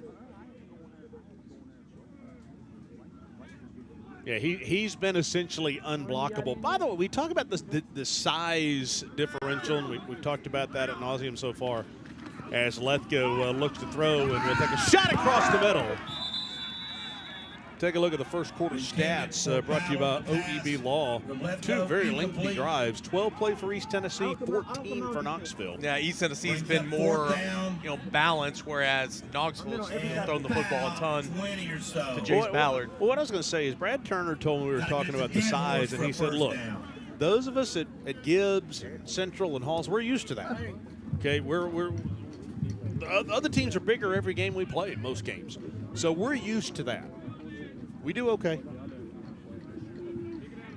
Michael Van Pelt of Gibbs, the punter. He was a Mr. Tennessee football finalist. First punt of the night. And a great one. Nice deep punt. And look at here, Tory Beaufort. Gets his hands on the football and runs out of real estate out at the 33. 42-yard punt. But what an addition Beaufort was on the transfer over from Bearden over to Maryville. Return tackle by Dickey. Lightning in a bottle all year long. You watch the highlights on all the stations on Friday nights, and Beaufort was a part of all of them, but Maryville was involved. Yeah, he is hard to corral in the open space, that's for sure. Please move your vehicle. But he's so slippery, but he's so short. He's one of those that's just hard to corral. Jackson Dabrowski back in at quarterback, and his running back is Deshaun Hamilton of Kingston. For East Tennessee, Jackson Dabrowski. You mentioned Beaufort. He's in the slots here, bottom of your screen. Number 3 wide receiver. East Tennessee went 3 and out last time. Dabrowski has time, going to pump and go, feeling pressure from behind, and will throw this one Dabrowski's pass past the water cooler. That was caught by Jennifer Ballard in the front row. Second down and 10. Chase Ballard. We check out how this game is going. Different team, but.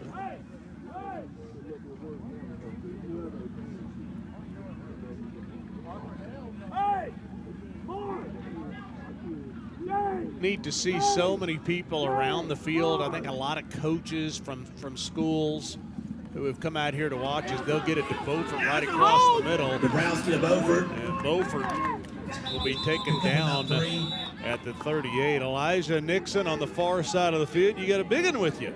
Yeah, I got Tajay Walters. He made a big play. Good sack on the last drive, but what was that the first drive, man, with Deuce on there? We just had to get warmed up. Like we just started off slow, couldn't get them down, but now we're gonna get them down. So. Now, how much momentum has this guys for the guys in that last drive to get some more stops like that? What's the momentum like for you guys? Oh, a lot of momentum. We should score on this drive and go back on defense and get a 3 and out. My last question for you: you got a sack dance? Have anything planned if you get another one? Yeah, I'm thinking on it right now. I was just talking to my boy Jared about it. Rub your stomach, man. Big boys gotta eat. Big boys gotta eat. Thanks, Tajay. Go for it on 4th down right here, Mark. Yeah, 4th down and 1, by the way. For East Tennessee at their 42. Jaden Bunch in the game here. High snap, they'll throw for it. That's not what you want. He get it out. He made people miss. Down. Oh, he made 2 or 3. And that is why you throw it to Beaufort. I mean, that was slowly thrown out there. That's risk behind. He had to turn around to catch it. He's in trouble and zip.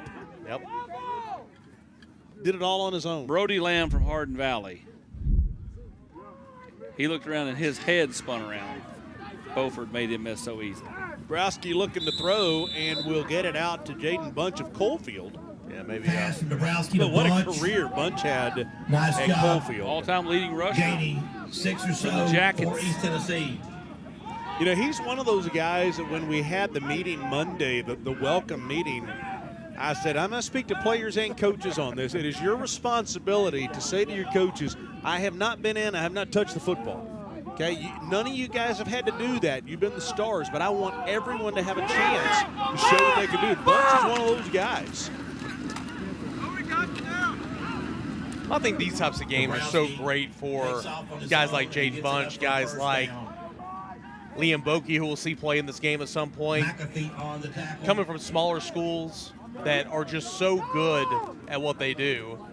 And they get to come and meet, kind of hang out and talk trash and do all that this week and go out here and perform against some of the guys that you typically play against. Inside him. And Knoxville's got it. And Knoxville gets the recovery. And the officials point eastward. Chase Norman of Gibbs, who's been impressive this week. Going to ETSU. Chase Norman on the recovery. Team captain. Sets up shop 1st and 10 for Knoxville, thrown 41. Just when East Tennessee had something working, Bunch on the inside and runs into the back of his offensive lineman. Yeah, Colton Moore of Alcoa. I think his offensive lineman's the one that caused the fumble there. He was kind of like was it Sanchez that had the butt fumble? Yes, it was not like that, but the butt fumble was way worse. First down, Austin Slover out of Carnes, his first pass. Will pick up 4 yards. Sanchez has had a lot lately. Fumbles? No. Bad moments.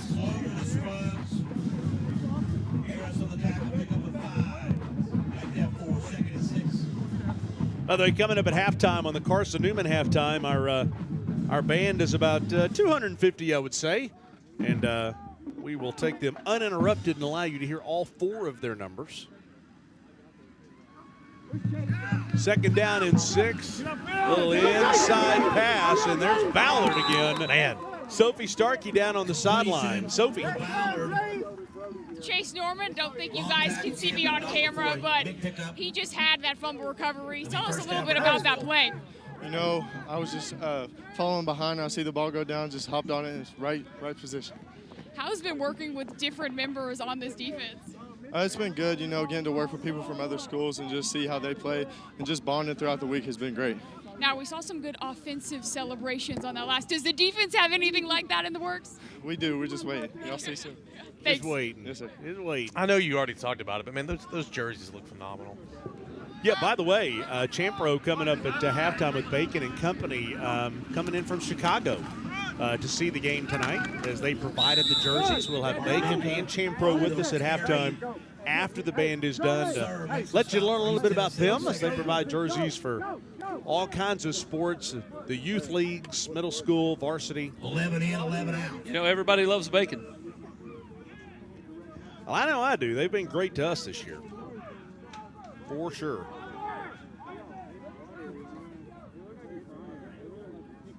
Second down and 3, game tied at 7. Slover has time, going to wind up. This one's underthrown. Wow, what a play. Touchdown.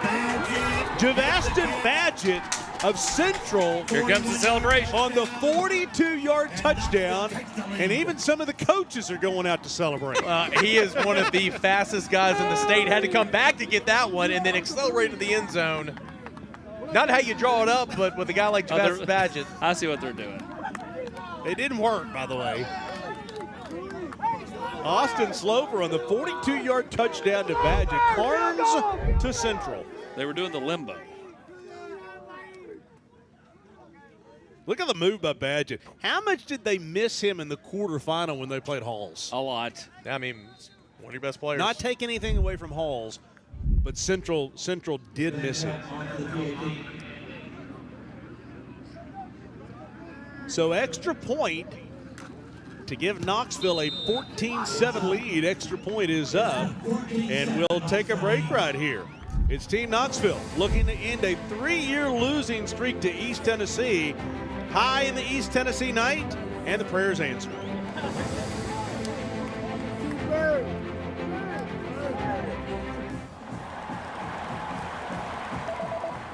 Hi, honey. I know you're super busy right now, but I ordered some ribeyes and a few other things for curbside pickup at Food City. Can you grab it on your way home? Sure thing, hon. Gotta run.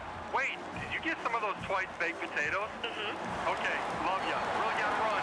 Got a lot going on? Let the professional shoppers do the work for you. Just set a pickup time and your groceries will be ready. Try curbside pickup at Food City today. Oh, sorry. We need dog food, too.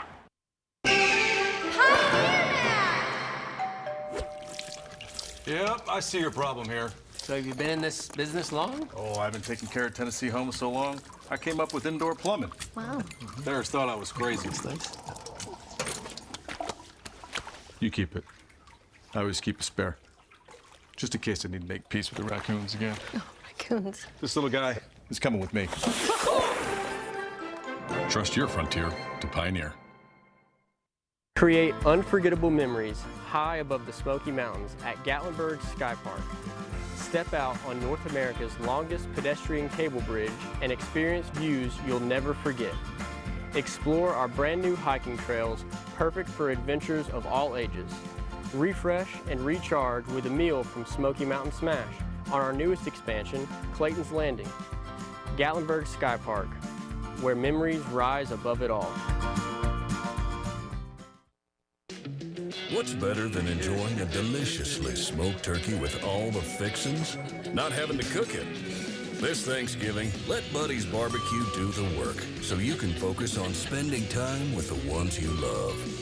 From smoked turkeys and hams to full feasts with all the sweets, get a smoking good deal on a spread everyone will love. We will sell out, so order today. Only at Buddy's Barbecue. A smoking good deal. Now the Rivalry Showcase is brought to you by Food City, Matlock Tire, Knoxville Orthopedic Clinic, D1 Training Facilities, Better Mattress, and Better Mattress. Let's go down to Sophie Starkey. Sophie, what you got? I'm here with Javits and Badgett. Tell me a little bit about that touchdown play. Honestly, I could barely see the ball, so I was just like, just really focused, and then I seen it coming down, and I just went to go get it. And after that play, several different coaches came up and hugged you. What has it been like learning from all of them this week? It's amazing, I couldn't go this far without them, They taught me so much. I would have made that ball without them, They just very supportive of me, and I appreciate it. And tell me a little bit about the energy this week. Second great celebration from these guys. How's it been on the sideline? It's been great. We practiced, hard this week. Of course we practiced our celebrations too yesterday, so it was fun. They'll go onside and get it, by the way. Thank you. Onside kick for Knoxville, and they come up with the recovery. And that's a play that Gibbs, with kicker Michael Van Pelt, has done a couple of times the last couple of years. It's the Pat McAfee onside. You got to kick it to yourself. Go recover it if you can. If not, one of your teammates gets it. Boy, how about that bounce? Man. And Knoxville's got all the momentum. I was about to say East Tennessee's got some making up to do, 3 and out, turnover. They're not even getting the football. It's Knoxville again. And this is a Deuce Rogers drive right here. So you're back to the guy you started the game with that led you on the opening touchdown drive. By the way, how much fun is it to see the coaches having as much fun as they are together? They're all body slamming each other, high-fiving. So do you take a shot at the end zone? Rogers will follow blockers into the secondary, and look out here. He is a load. Down inside the 20. And who's dominating the line of scrimmage now?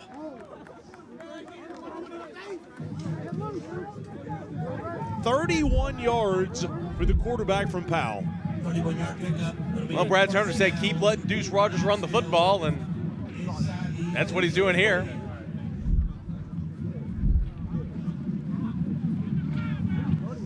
Wide side of the field, the near side. 3 receivers on a first down at the 17. 7:29 to go first half. Knoxville up 14-7, looking to take a 2-possession lead.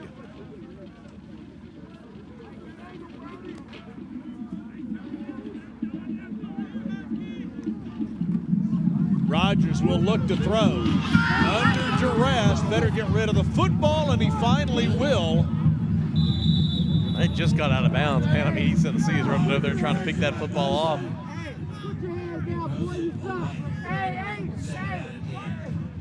Even at this stage, though, where you've got down here and you've got a kicker that was up for Mr. Football, you have a chance to go up 2 scores, even with a field goal. Right? Good look at some of the East Tennessee defenders. Joey Gallison, what a great career at Sevier County he had. Big number 95, Zorian Harris from Greenville.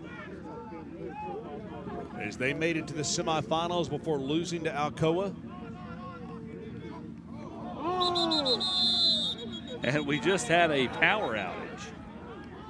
Somebody hit the light switch. Run the play. Somebody yelled, run the play. Well, lights come on, everybody's in the end zone. Well, this is interesting. It'd be like a WWE deal. All right, let's get all the cars. Let's park around, turn on the headlights. All right, let's go old school. I mean, I've heard of everybody having like a light show or whatever. Well, this leads us right to switch lights. Good transition. If you need Christmas lights on the house, make sure you think switch lights. It'll light up your house. It'll light up your football stadium this holiday season. There we go. The lights are back on here, but for switch lights, 865-855-4448. and they will get you all set up for Christmas with Switch lights. I don't think we've ever had a better, at least it wasn't mid-play, opportunity to go from the lights being out to advertising a lighting company. I thought Scott Cup missed a perfect opportunity to play the Undertaker's music from WWE right there when the lights went out. It would have been fantastic. Aerial coverage brought to you by Gatlinburg Sky Park. Our thanks to them all year long for their continued support of high school football as Indiana quarterback Fernando Mendoza wins the Heisman Trophy.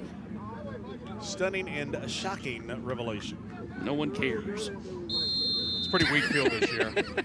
I mean, seriously, like, when you look back at it, I mean, he had a great year. He had a great, I mean, all those guys had a great year, but it is a weak field this year.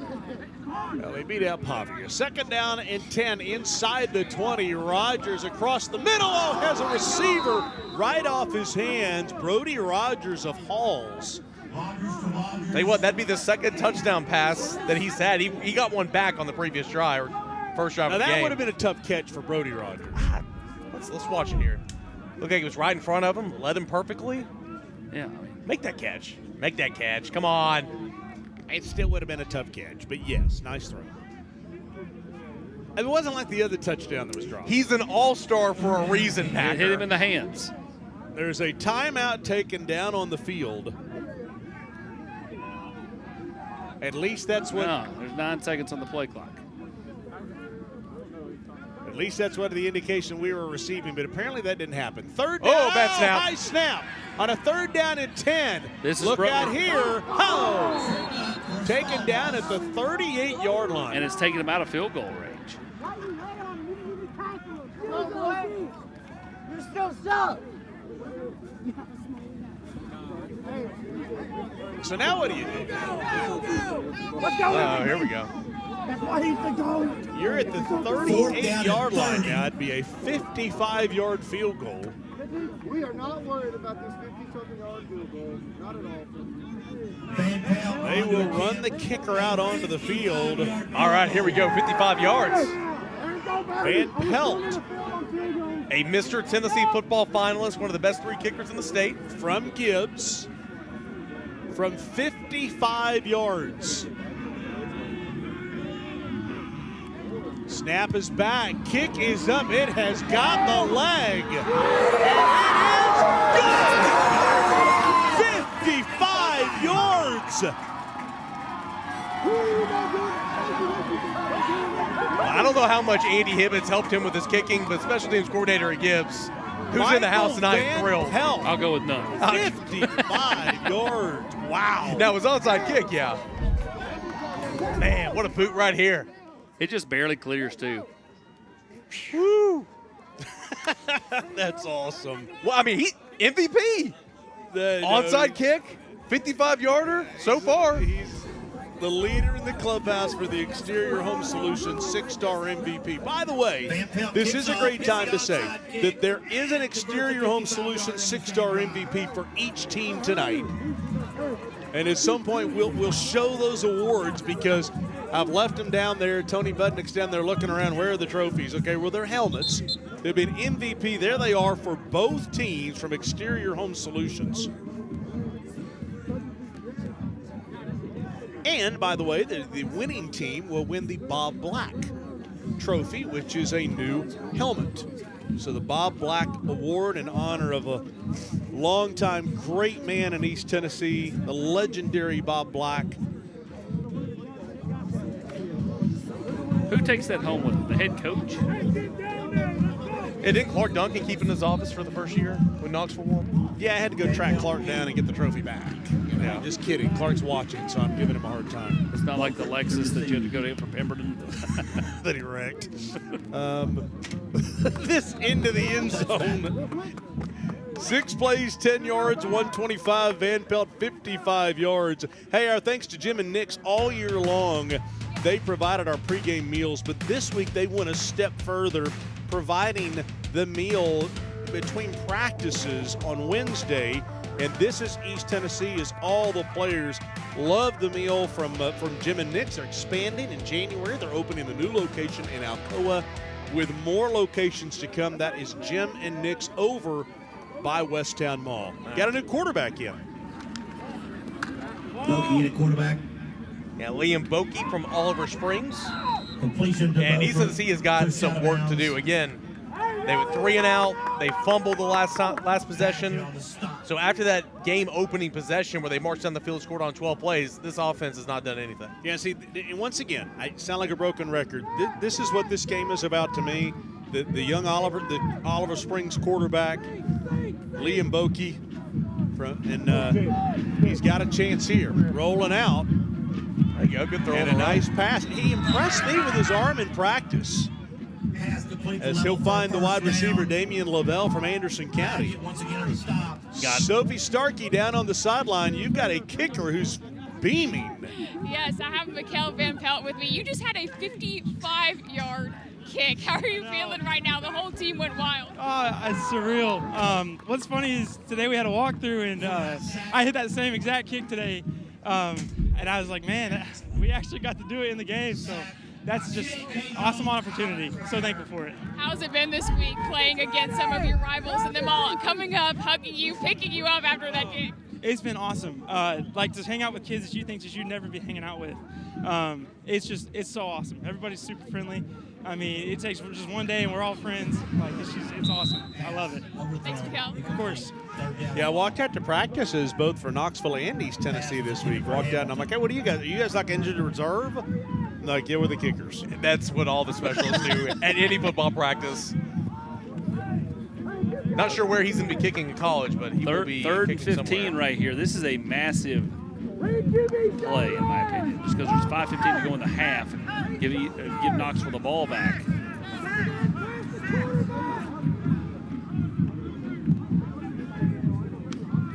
Third down at 15. Gonna take a shot downfield. Well covered. Oh, nice defensive play. That was a fantastic defensive play. It was a nice throw trying to get it to Damian Lavelle, but knocked away. Tate from Webb knocking the ball away. That was a great play. A really good throw here. Really good throw. Give him a chance. I don't think he got his hand on it. It just missed it. Should have been caught. Anything, he was just a distraction. Yeah. Second 3 and out.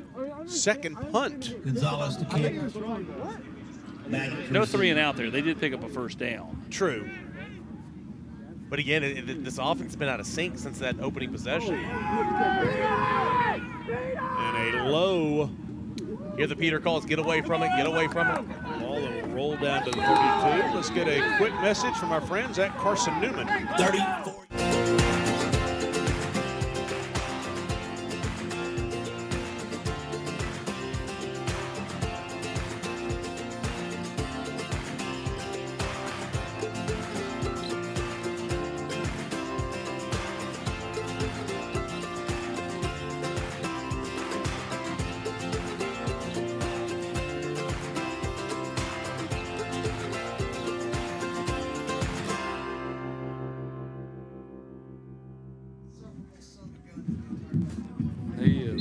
Man, the band is getting ready to play. The tuba section warming up. Boy, Ron Rogers, I can't thank him enough. The 5th consecutive year of helping me with the Rivalry Showcase Band as they'll swing this one out. Close to first down yardage, and there's Jace Ballard again. He to me has been the most electrifying player on the field. I know we've seen a couple of the big plays, but as far as like somebody that takes nothing and generates it into something, the entire game to this point, he's been that way. Womble beside him. Lethco will throw it to the near side, and blockers in front. And there's Tate out of Webb again. And just made a nice play defensively on the receiving end. Set over to Elijah. He's got the guy who had an opportunity on the last drive. Booby Lavelle, last drive you had an opportunity to slide through. Just tell me what was going through your head during that play. Really trying to complete it on the big downs, just trying to complete the play, spread the ball out, and, we just didn't complete it right there, but waiting on the defense to get a stop right here so we can get the ball back. What do you think you guys had to do to get this thing rolling? First drive, you came out and only scored. You scored in like 3 minutes. Now you got to get the ball rolling. You're down 10 right now. Just what do you got to do?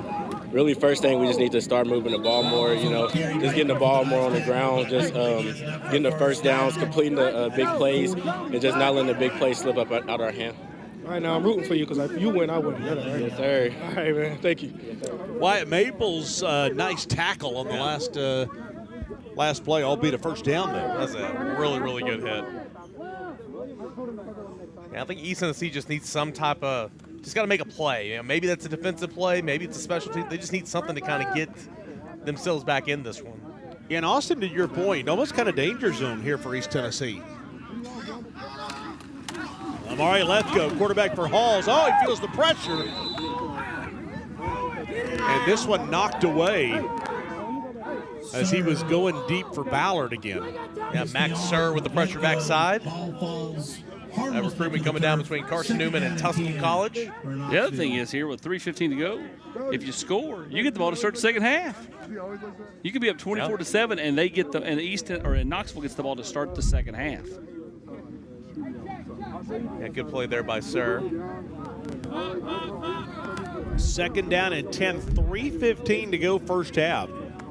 Knoxville up 10. Lethko, a little screen across the middle, well played. Oh, the football comes loose, and East Tennessee picks it up. Trying to make something happen on the defensive side. Inside the 20. And Elijah Spence almost scored by Elijah Spence of Gatlinburg-Pittman. And that's what they needed. I was saying they got to make a play. Maybe it's defensively. Force the fumble. Spence scoops it up and takes it well down the field. That gives East Tennessee field position, momentum, and a chance to get on the board before trying to row the boat, apparently. I like it. We're rowing in the canoe right now. 49 yards on the fumble recovery and return. 2:59 to go first half. Womble weebled instead of wombled, and that was the fumble. Well, Ballard tried to rip that thing away from Elijah Spence there to try to flip the momentum back. Caden Ball of Greenville back in at quarterback. Wow. I don't think that's how that was drawn up, but it may end up leading to something down inside the 10. In baseball, that'd be like the old 1, 4, 6 put out at first base. Gosh. Elijah on the sideline. Who you got? I got Elijah Spence. Elijah and Elijah right here. First and foremost, man, congratulations on the fumble return. You scored a lot this year. How do you get caught?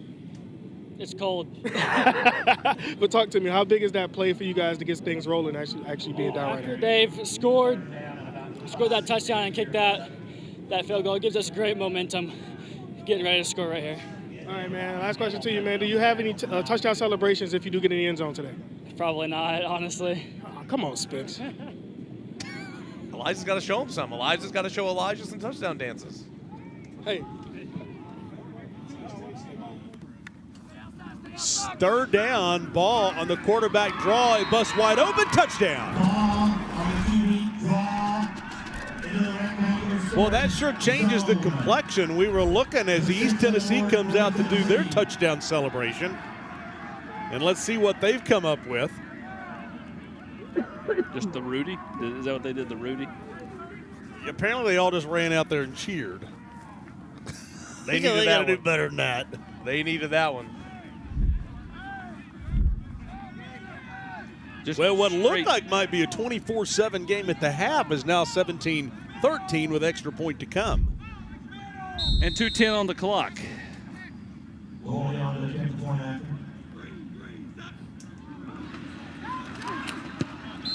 Extra point is up, and it is good. 74 Davis scored, Knoxville on top. Yeah, so 2:10 to go. Caden Ball, the quarterback of Greenville. Boy, one of our better games we had this year was Greenville and Sevier County, a double overtime game that we will run back this next year over at Greenville. By the way, we talked about Clark Duncan and the trophy. He said, yes, he did take the trophy, but I went back and got it from him. So he texted me that picture, and was so cool. Clark was the first head coach for Knoxville. Joe Gaddis was for East Tennessee. And Clark said, what a great experience. The grandkids have grown up. That was 5 years ago. Yep. Now they're 5 years older, obviously. So, yeah, he had a whole lot of fun. Said it was one of the most fun nights of his career, coaching the first Rivalry Showcase. That's wild, man. I mean, that's 5 years ago, and then the game's grown. A lot of good players that have come and played in this game, and we might have our best football game of the entire series here tonight. So Jace Ballard is deep for Knoxville, as with 2:10 to go.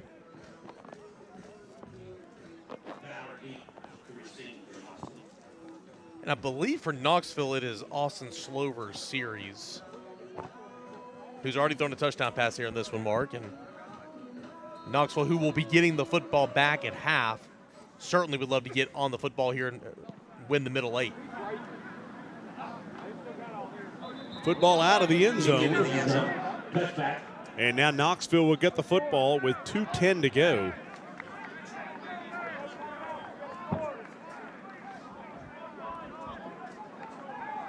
It will be Austin Slover.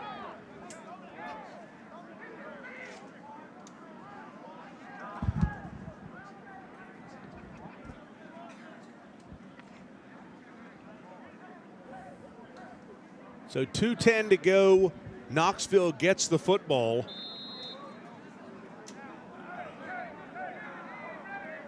I'm interested to see what kind of tempo they go with right here. Or is this something where they're like, let's just get this thing to the break with the lead? Handoff off right tackle. Oh, what a tough run. I like that. There's Ryan Gibson, the kid they've called Scatterboo all week, or as I call him, Scatterboo. I mean, to your point, though, Austin, I mean, I'm trying to score. I'm trying to score for sure. I am to a degree, right? I mean, you don't – I think it's about popping a play or two right before that, see what happens at minimum, then just get this thing to the half. Ballard breaking tackles. No. The pop passes in this football game haven't been too precise. Ballard, the pitch. Harris on the stop. Second down. We have timeout, maybe. Timeout taken by the defense. A timeout is taken by East Tennessee, I think trying to get the football back. Well, our thanks to Bacon and Company. We'll have them live at halftime up here in the press box. And our thanks to them. All of these jerseys provided by Bacon and Company, and Jack and Jed worked so hard. Champro for the jerseys and the tops for all the coaches to wear. Cannot thank Bacon and Company enough for their support of what we have done this year.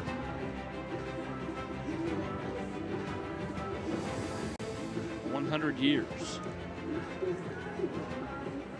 I knew Jed was old. Didn't know he was that old.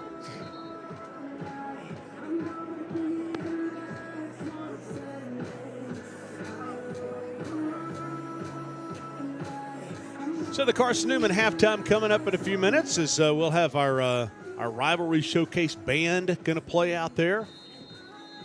4 numbers from Ron Rogers' group.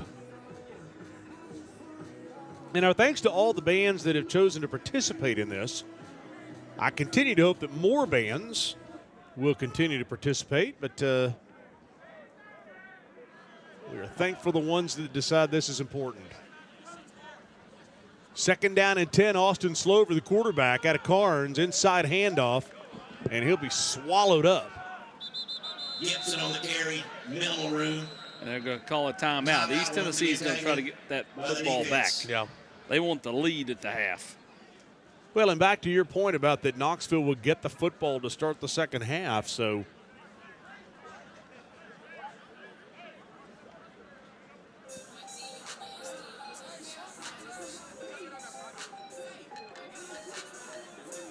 Fifth annual Rivalry Showcase, and each quarterback for the Knoxville side has had 2 series to this point. Yeah, and conventional wisdom has been get everybody in, let everybody play, all players, and then when you get to the fourth quarter, go with the guys that you feel like can get the win if it's a close game. And, I mean, that's play your best players. My thought process, you've given each of them 2 series in the first half, go play to win the second half. Yeah. I'm not saying you got to roll with the same guy every time, but I'm paring it down quite a bit in the second half, especially if you're Knoxville. You're trying to win this thing first time since the inaugural year. You got Rogers out there on 3rd and 8.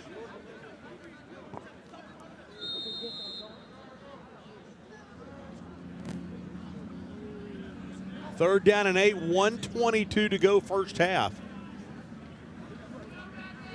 Now, if East Tennessee makes a stop here, they can call a timeout. They'll still have 1 when they receive the punt.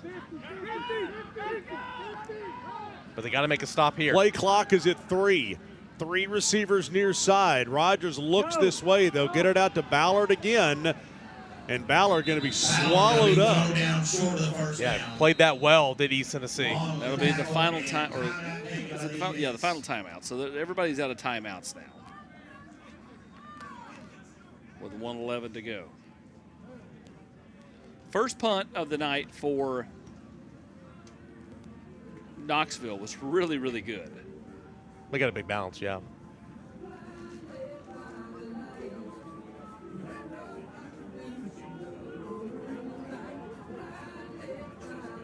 Well, yeah, for all the guys on the crew, and I want to say this, there's an unsung hero in all that we have done this year with Rivalry Thursday, Rivalry Friday, Rivalry Playoffs, and that is a young man named Dustin Hilbelink. He is a guy that a lot of people don't see, you don't hear, but he handles all of our social media, all of our video elements, all those neat stories that you see on social media, the cool videos that have gotten thousands of likes, and that's Dustin that does all that. And young guy that I was introduced to by Dr. John Bartlett over at Farragut 4 years ago, I believe, has turned out to really be a very important part of what we do.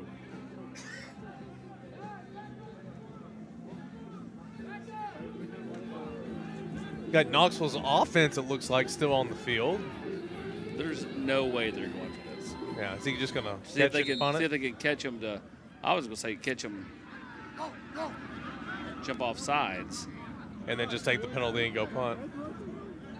East Tennessee coaches are yelling, don't jump off sides. They're not running a play. Play clock is down to 10. Run him off. And they will run a play. Rogers off right tackle on a 4th down and 4. He'll turn it up and will get the first down. Wow. 4th down, run by Rogers is enough for a first down. Man, you make that stop and you are in prime position to go make a play on the scoreboard. But here's a question: would you do that in an important regular season game or all-star game? You're like, I think some play callers in the area would. In a game that mattered, I wouldn't, but I think there are some that certainly would. Well, at the end of the day, when everybody wants to win, but it's an all-star game, right? So you can take more chances. It's why you do stuff like that, yeah. Austin Slover back in now. I love that they bring Deuce in on 3rd, 4th downs. Slover going to take a shot downfield again, and this one burns up on re-entry, almost caught by Badgett. Falls to the turf incomplete. It took a shot on that touchdown to Badgett earlier in the half.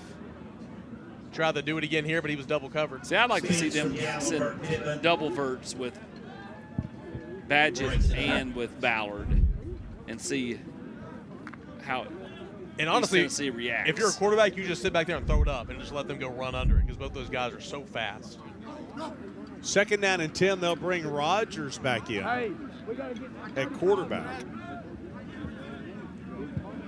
And Womble from Fulton next to him, and now they'll send him out wide with Badgett.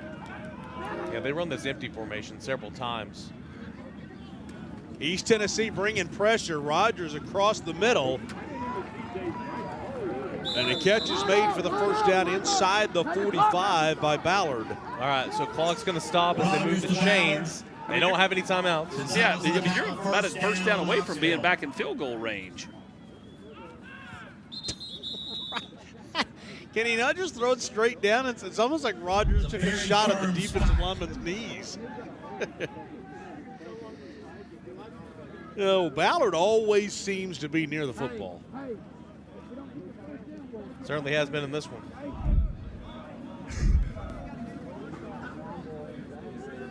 We gotta get 7 yards.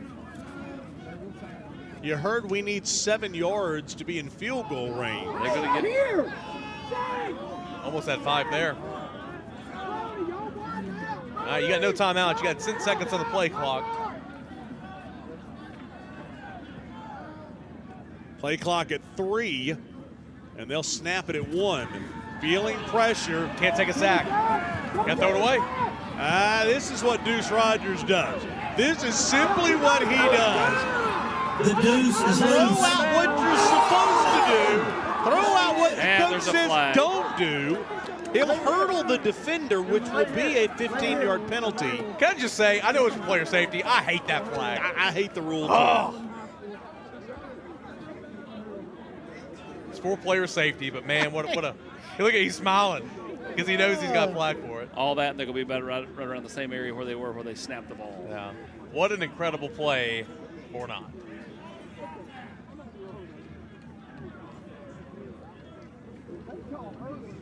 I mean, here's the thing. The penalty flag for hurdling, but for me, it's almost safer for the runner to jump over the defender where he can't take his legs out. You have to decide, did he hurdle because he was concerned the defender was coming at his legs?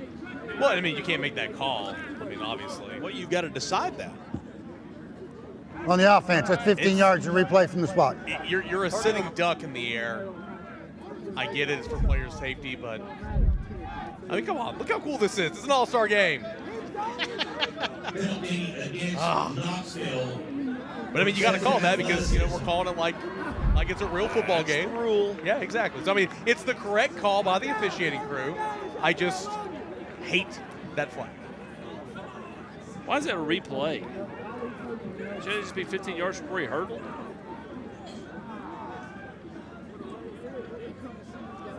Don Talbot, is the 15 yards from where the play ended, where the hurdle happened?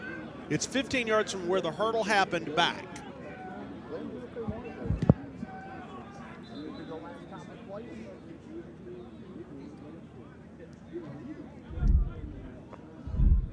Need to put him on headset.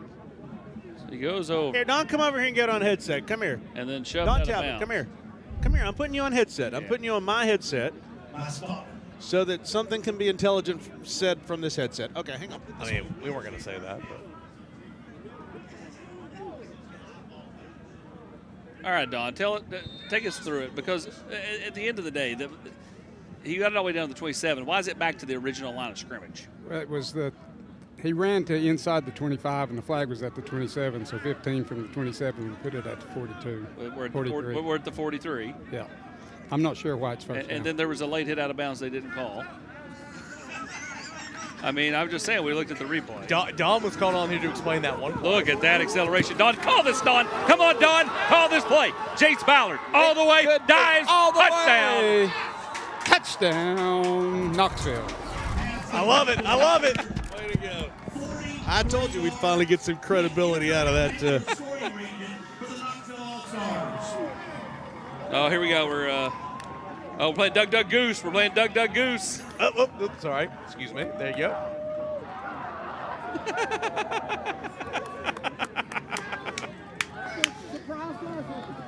By the way, what a run. Yeah, catch and run. Yeah, I mean, Ballard has been fantastic. Second touchdown of the night. Yeah. Nice job of just getting in the way by Greg Tate. He's electric. Gee, I wonder who the leader in the clubhouse for the Exterior Home Solutions 6-star MVP is now. Had he stayed at Lakeway, he would have been on Team East Tennessee, but once he moved to Grace, he became on Team Knoxville. He had a couple of those plays when he was at Lakeway when we had him on Rivalry Thursday 2 years ago. By the way, I was thinking of having Don join us on the broadcast, every game. Oh, we got a fake! And they'll fake it and throw for the two-point conversion. They'll get it. Oh, I love it. Brad Turner, that riverboat gambler. That's Chase Norman. Amari Lethgo on the throw. I mean, think about the Gibbs special teams tonight. I know. Gibbs on special teams have been fantastic. A beautiful touch by Lethgo. That's a little Halls-Gibbs rivalry. You would never see it except for in the rivalry showcase. Yeah, Chase Norman on the receiving end of that one. Van Pelt, of course, with the... By the way, Sophie Starkey's got Jace Ballard. He's got to be worn out by now, Sophie. Oh, absolutely. So he just had his second touchdown of the night, and then he just ran a lap to go congratulate Chase Norman on his touchdown. So tell me a little bit about the play that you just saw. It wasn't really for me. I was just a decoy, but they ended up doubling Brody. I caught the ball, and the receivers blocked really well downfield. You told us earlier we had to see about the touchdowns or the touchdown celebrations. The Duck Duck Goose there, that was an interesting celebration there. We had the Duck Duck Goose. We had the limbo. We got more because we're going to score a lot more. Thanks, Chase. Oh, goodness gracious. You talk about a coming out party. I mean, it's not like everybody didn't know who Jace Ballard was, but when you are a star among stars like he is tonight, I mean, y'all tell me, y'all do recruiting for a living. Listen, somebody's going to, it probably will be Carson Newman. His dad played there. Somebody's going to get a steal with that kid. You would tell everybody's going to say he's undersized. I mean, that's not incorrect. It just boils down to you can't teach speed. You can't teach speed. You can't teach shiftiness, the ability to make people miss. He does all that well. 7 plays, 80 yards. Ballard with the touchdown, 43 yards. I mean, to me, he's been the best player in this game to this point, which is why, as you mentioned, probably leader in the clubhouse as of right now for the 6-star MVP, who had 39 combined points in the first half. Yeah. And as you said, they get the football. They get the football to begin the second half. You have to be careful here not to do something silly and then put the ball and turn it over. Dabrowski gets it out. Why not? Just get it to Torrey Beaufort and see if he can make something happen. And that should take us to the end of the first half. Gonna try to get down here and snap it one more time, maybe. Yeah, Kevin Lane and Brent Hughes down here acting like mad. Dabrowski looking to throw. Nowhere to throw the football. And he'll just throw it away. That's the last play of the first half. Entertaining first half. Well, what an entertaining first half. 25-14 Knoxville. My wife just texted and said, didn't you say that Knoxville was going to get killed? I said, yes, I'm wrong all the time. But who didn't? Who said Knoxville was going to win? Okay. Called it all week, baby. And this segment brought to you by Knoxville Orthopedic Clinic as Austin Price separates his shoulder, patting himself on the back. Shocked that he's doing let's that. take a break. We'll come back. We'll have the band on the Carson Newman halftime. 25-14. Kick for tires. We have no kick for tires tonight. But apparently we are doing a Matlock kick for tires. This is fantastic. It's a bonus kick for tires. Okay, Sophie, no Matlock tonight, but we're doing it in their honor. Yeah, Joe and Jimmy couldn't be with us tonight. They're at the home with their families. But they got a lot of sales going on right now. But this might be a familiar face, guys. This is Caden Long. He's the central quarterback.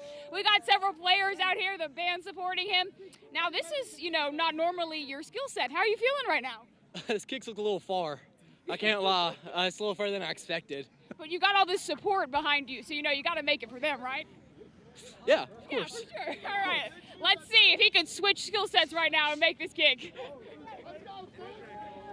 So, Caden Long, quarterback at Central. Deuce Rogers staying out there to cheer on his fellow quarterback.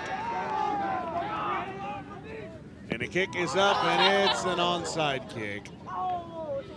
Too low. Your score right now, East Tennessee. Your score right now, East Tennessee 14, and then Knoxville 25. The Carson Newman halftime show starts now.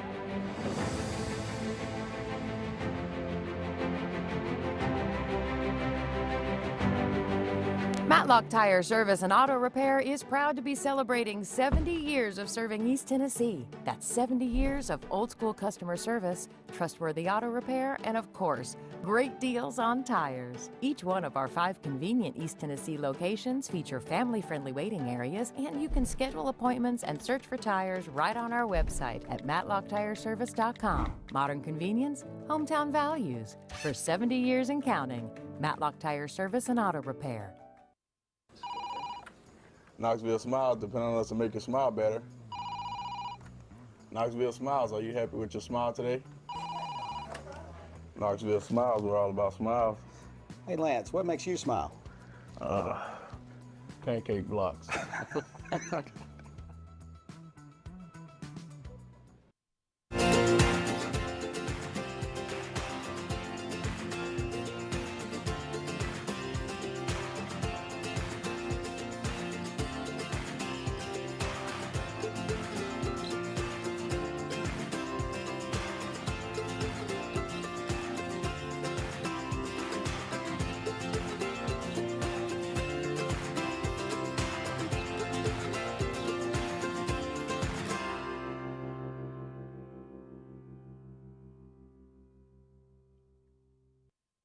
For most of us, our most valuable possession is our home.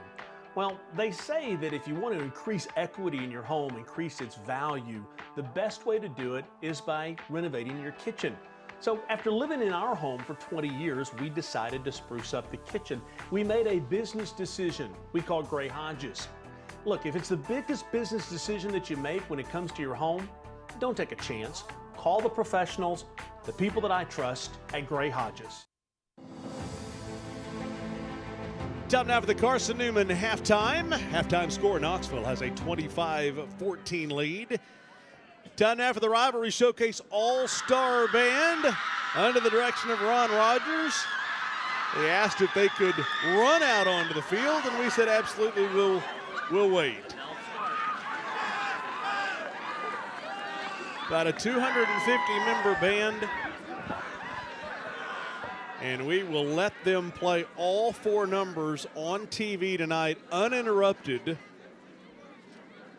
And so we will let them take it away.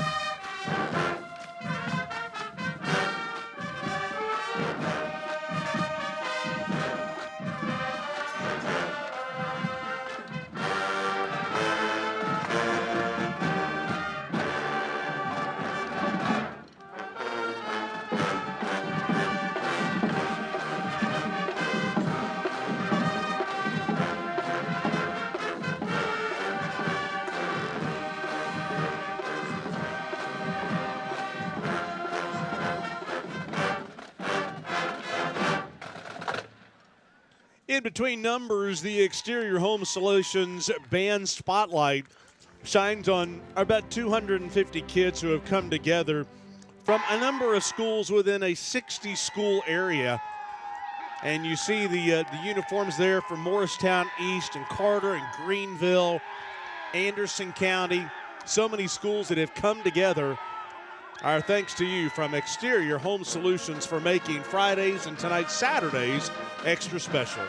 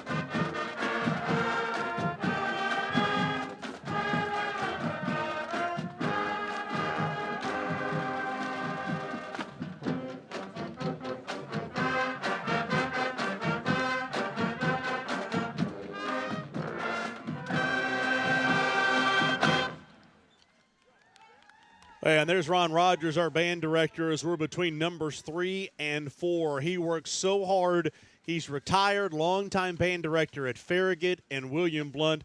And he and I have talked about, my goal is to get this band to 1,000. We are expanding this game outside of our footprint next year, and I think it'll give us a chance to get to that number. Much more on that, but my sincere thanks to Ron Rogers.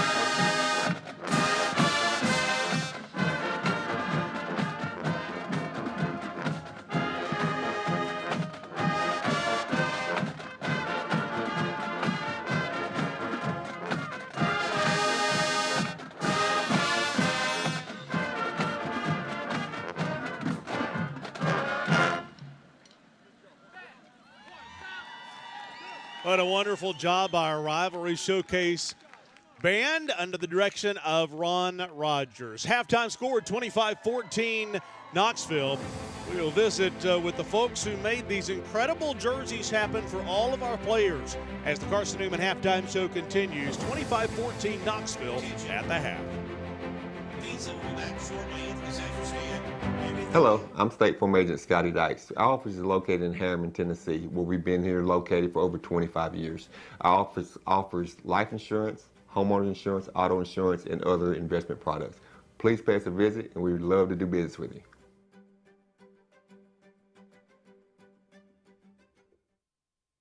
Hi, I'm Matt Marshall with Exterior Home Solutions. Hi, I'm Dustin Woodson, also with Exterior Home Solutions. We are now easier than ever to find, right off of I-75 and Merchants Road. It's a new location, but the same trusted expertise in roofing and siding that you've come to trust over the past 25 years. Local quality craftsmanship, licensed and insured. For the best and most trusted name in roofing and siding, scan the QR code on your screen. Exterior Home Solutions, when it has to be the best. A beacon of hope in a world of high prices. Ted Russell Ford is East Tennessee's #1 volume Ford dealer. At the Super Dealer, you choose how to conquer the road. Gas, diesel, hybrid, or all electric. Right now, get up to $23,656 off MSRP on select Ford F-150s. Or get as low as 0% for 60 months. Come see the Super Dealer today at either Ted Russell Ford location, Parkside Drive or Kingston Pike. Hey guys, we got a special guest coach today. Catholic alum, Tennessee great, Cooper Mate. Thanks, Coach. Let's see what your boys got. That's it. Come on.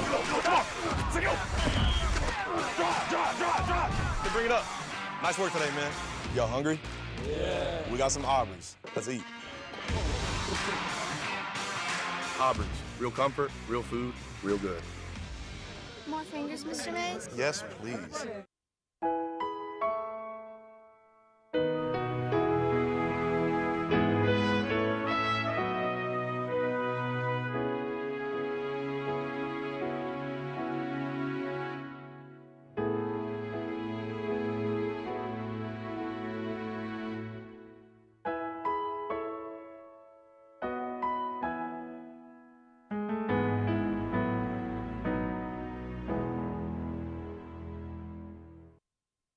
Hi, I'm Laura Ash. I'm a State Farm agent here in West Knoxville. I love to serve all of East Tennessee for all of your home, car, life, and business insurance. If you need anything insurance related, give us a call at 675-0888. What's up, guys? It's Devin Driscoll, owner of D1 Sports Training. We know in 2024, convenience is king, so we have locations not just in Hardin Valley, but now one in Maryville, in Farragut, and in Morristown, with more soon to come. So keep an eye out. We want to bring D1 Sports Training to everyone in East Tennessee. All right, welcome back to the Carson Newman halftime show as we wrap things up 25-14 Knoxville with the lead here at CAK. Want to welcome in Kendall Ogle from a company called Champro. You made the trip from Chicago. This is Mark Napier over here. He made the trip from, what, Coalfield? Coalfield. So you made the trip from Coalfield. You're from Chicago. You guys handled these jerseys. They are spectacular. Tell us what you guys are all about. You know what, we've been around since 1986. We've been doing uniforms and equipment for youth football and baseball. This is our first time trying to get to the high school level. You know, we're very, very honored to be a part of this event. And, you know, we're very honored to be here. So Mark, obviously, as we see the jerseys right here, you've been with E2 Sports and now with Bacon and Company. There's a lot of people that can do this stuff, but I don't know that we've had jerseys that look like this right here. These are spectacular. Champro does a very good job. It's a very good quality product. And what really sets them apart also is they're very quick. Okay. Normally on a jersey like that, it's 8 to 10 weeks. With Champro, you can get that jersey in 3 to 4 weeks, and if you need to expedite it, they have that service also.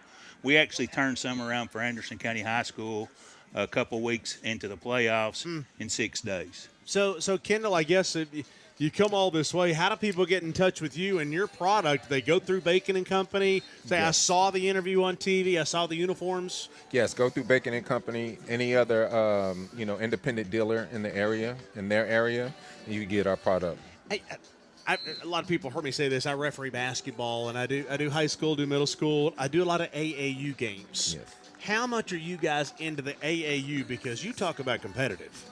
You know what? We're trying to get into it. We do basketball, we do inflatables, basketballs. So we do pretty much every sport. And so, AAU, we're open for it, and we do almost everything. And Mark, I know for you guys, boy, it doesn't matter what it is you guys are going to service. Yes, we're going to service anything, and that's what we pride ourselves on also is our customer service and being able to take care of the customer, whatever their need might be. Yeah, sounds good. As always, good to see you. Good to see you, man. Thanks for coming. You a Bears fan? I am. Well, good year to be a Bears fan, by the way. Hey, Bacon and Company, our thanks to them. They have been with us all year long, and we definitely appreciate them. Hey, before we go to break and get to the second half, I do want to say thank you to AMR. I called them. It takes a village to do community, and I called AMR and said, hey, we need an ambulance for the event.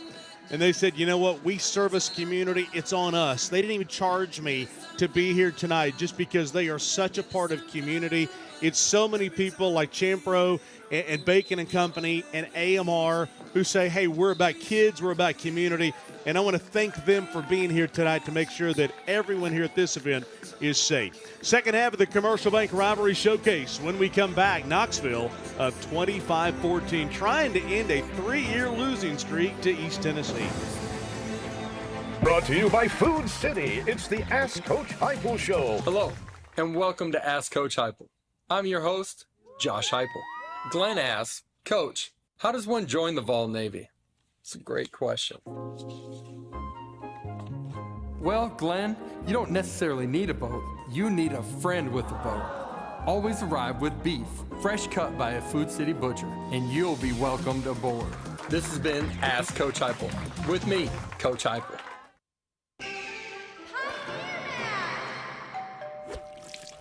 Yep, I see your problem here. So have you been in this business long? Oh, I've been taking care of Tennessee homes so long, I came up with indoor plumbing. Wow. Bears thought I was crazy. You keep it. I always keep a spare. Just in case I need to make peace with the raccoons again. Oh, raccoons. This little guy is coming with me. Trust your frontier to Pioneer. Create unforgettable memories high above the Smoky Mountains at Gatlinburg Sky Park. Step out on North America's longest pedestrian cable bridge and experience views you'll never forget. Explore our brand new hiking trails, perfect for adventures of all ages. Refresh and recharge with a meal from Smoky Mountain Smash on our newest expansion, Clayton's Landing. Gatlinburg Sky Park, where memories rise above it all. What's better than enjoying a deliciously smoked turkey with all the fixings? Not having to cook it. This Thanksgiving, let Buddy's Barbecue do the work so you can focus on spending time with the ones you love.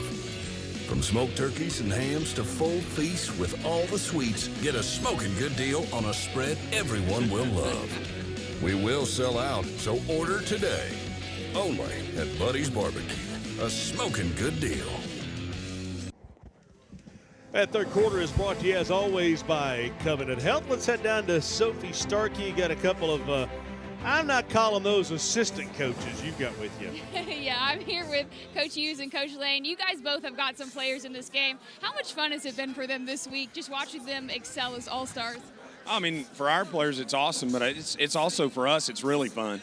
Like, I get to coach Hall's kids, get to coach Powell kids, get to coach Carnes kids, Hardin, everywhere, and it's just, when you get to compete against all those kids and to get to coach them, it's really, really fun, and it's fun to see them play and be all together and do what we're doing right now. It's a really fun time. Coach Hughes, what would you say the highlight for you has been this week? It's just like Kevin said, getting to coach with different kids, but also getting to coach with him, right? You know, and Matt and Justin, really good friends, and, you know, just getting to coach different guys and just being around them, you know, it's just really fun. Thanks, you guys. Now we're going to head over to Elijah Nixon on the East Tennessee sideline. I am here with Coach Tinsley and Coach Loveday. First and foremost, Coach Tinsley, I know you're over the offensive line during this week. What do you want to see them get back to in that first groove for you guys to get this win? Just want to see them establish a line of scrimmage and move the football down the field. That's what we need. You know, we got to make sure that we're establishing a line of scrimmage on the offensive side, establishing run games so we can get back in this game. And then for you, I know you're over the defensive back this week. What do you got to see for them to play in the second half? I know you want to slow down as much as you can with Deuce, but how do you want to get this thing going? They just got to play their responsibilities and, trust the guys up front do their job, linebackers do their job, and just play on the back end like you're supposed to. All right, thank you, Coach Todd, the head coach, and Coach Lizzie. By the way, I do want to say a thank you to Naomi Jones, who was helping us all year long on Rivalry Friday. Oh, what a hit there. She was in the booth with us, and she did a whole lot of smiling this year. Well, tonight I'm not seeing her smiling. She's over in the truck. The Smile Cam is brought to you by Knoxville Smiles, Drs. Costa, Dr. Wolko, Dr. Malone, future Dr. Thayer, and our thanks to Knoxville Smiles for being a part of what we do in high school football. Knoxville, I don't want to call it stole a touchdown there right before the break, but they stole some points there before the break, getting the football back. Deuce Rogers. And going with their guy in Deuce Rogers, who had such a great first half. 9 of 15, 121, 2 touchdowns, 12 carries, 63 yards in the first half for the Powell quarterback. His 13th carry of the game, and he'll just continue to run and pick up 6, maybe 7 yards. Take a look at the first half stats. What stands out to you? 266 total yards for Knoxville. 72 on the ground. They outgained East Tennessee on the ground after all that bully ball talk that we heard all from the East Tennessee side. They outgained them on the ground and doubled them up in the air. I mean, look, 141 total, what, 80 yards of that came on the opening drive? I mean, it's been tough sledding for East Tennessee since. Now, they did get back on the scoreboard, took advantage of a takeaway, but it's been nothing going since. Inside handoff. Well, you're right. I mean, 7 of their 14 points came on a short field of about, 12 yards? By the way, Ballard in the first half, Jace Ballard of Grace, 9 catches, 128 yards, 2 touchdowns. I can believe it. He's been everywhere. Big play here for East Tennessee on the defensive side in a 3rd down and 2. Good look at Zorian Harris. I wonder what they'll run. Of Greenville. I'm not going to have to run it. We have a flag. They're saying that. Here's my thing. They do that every play. So, like. Right snap. Offside. Yeah, I was going to say, if it's a false start, I mean, should it be a false start every play? Because they literally do it every play. First down. Offside on Max Sir of Maryville. And a first down for Knoxville. And make no mistake about it, it's an all-star game, but these coaches want to win. Well, I mean, players want to win. Everybody here's a competitor. Okay, you're not a coach, you're not a player if you're not a competitor. You're not a good one if you're not. These guys want to win. Again, it's to get the win, bragging rights.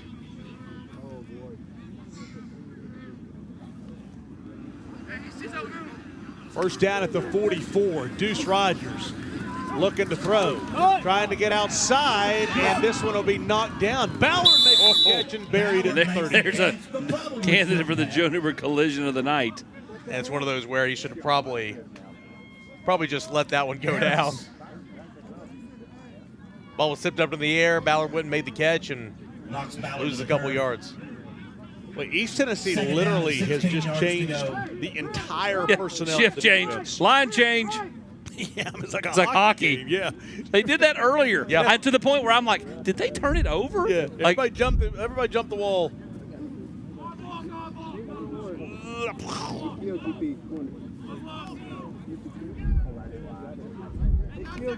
Second down and 16. Loss of 6 yards. Rogers going to take a shot downfield. Badgett with a little push-off, and the ball is overthrown. Hey, Badgett is fast. He is not that fast. Badgett is the intended you talk about guys that line up. I love the linebacker position right now for East Tennessee. At linebacker, you got Joey Gallazon from Sevier County. You got Husky. And then you got a little guy over there, number 21, is Tate Mason of Midway. Now, the coaches have said, keep an eye on that guy. He's about 5'6". He does it in the classroom, does it on the field, but they're like, you talk about a player. Tate Mason of Midway is that guy. He's checking up Jace Ballard right here on this 3rd and 15. Rogers looking to throw. And Rogers going to be taken down. That was a nasty hit he just took. And very much in part because Tate Mason, who we talked about, had Ballard under lock and key. I mean, it feels like it's been all Knoxville for the most part of this football game, but East Tennessee has hit Deuce Rogers a ton. And he took another one there. East Tennessee just keeps hanging around. Deuce is like, so much for being an all-star. There's Tate Mason. I mean, his coverage on Jace Ballard created the coverage sack. Yeah.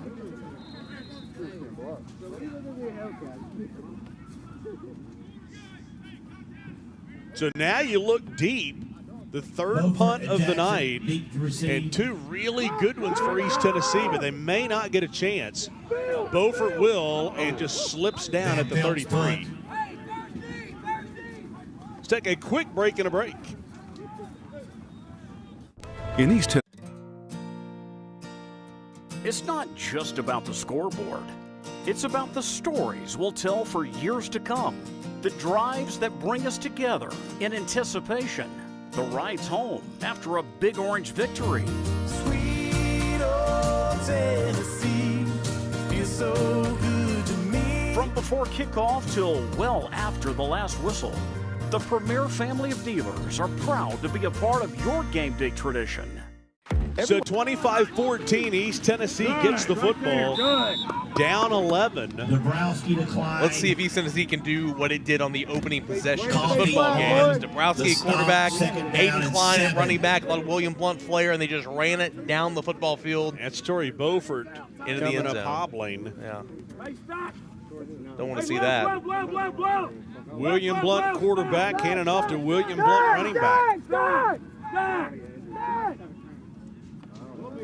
By the way, another guy who's been impressive this week is number 44, Colton Smith, the big tight end for Greenville. And right on cue, they'll go to him. He has been a load close to first down yardage. He is a load. I mean, you look at the size. The officials say tonight 6'3", for East Tennessee All-Star first down. 240 is massive. John Webb of Rockwood is the tight ends coach and wide receivers, and he goes, I got a small room. I got one tight end, but he's as good as three tight ends. Yeah.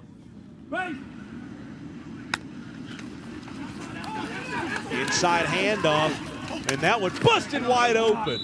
Yeah, Klein able to pop through, pick up a first down after a gain of 12. We go down to Elijah with Mark Chait. Yeah, I got Mark Chait with me right now. Defense adjustments look pretty good on that first drive. What did you tell him in the locker room? Better start getting the guy with the ball or we're going to be in trouble in the second half. But we started doing a little bit different. We just changed some things up to try and lock them down a little bit better. We have some trouble getting lined up in the first half, so hopefully that'll help us a little bit in the second half. Talk to me about the snap count. Has it thrown you off a little bit? Well, the linemen will stand up and turn their head, simulate the snap, and it's thrown our defensive linemen off a few times, and we've jumped off sides a few times. We can get a donut here. Thank you, Coach Chad. Okay, thank you very much. Hey, by the way, you know, Chait was my color guy up here in the booth for a year or so. You gone downhill since? It has been. We went from this wealth of knowledge to you guys. Yeah. That's it. Yeah. Timeout taken by East Tennessee. Timeout taken by East Tennessee. Is Joe Ostavet not happy with something? But guys, 27 games this year. We had some great ones, whether it was a Thursday or Friday. I guess Central and Hall's probably that, and Greenville, Sevier County were the two best that I guess we had. Greenville, Sevier County, of course, was the double overtime. Halls and Central there, that game at the end to win it. I mean, those two were really. We had a lot of good games. Those are probably two of the best. Well, out of the Thursday. The Thursday, the Friday crew was Sevier County Grace, Sevier County Grace, and then Alcoa Anderson County.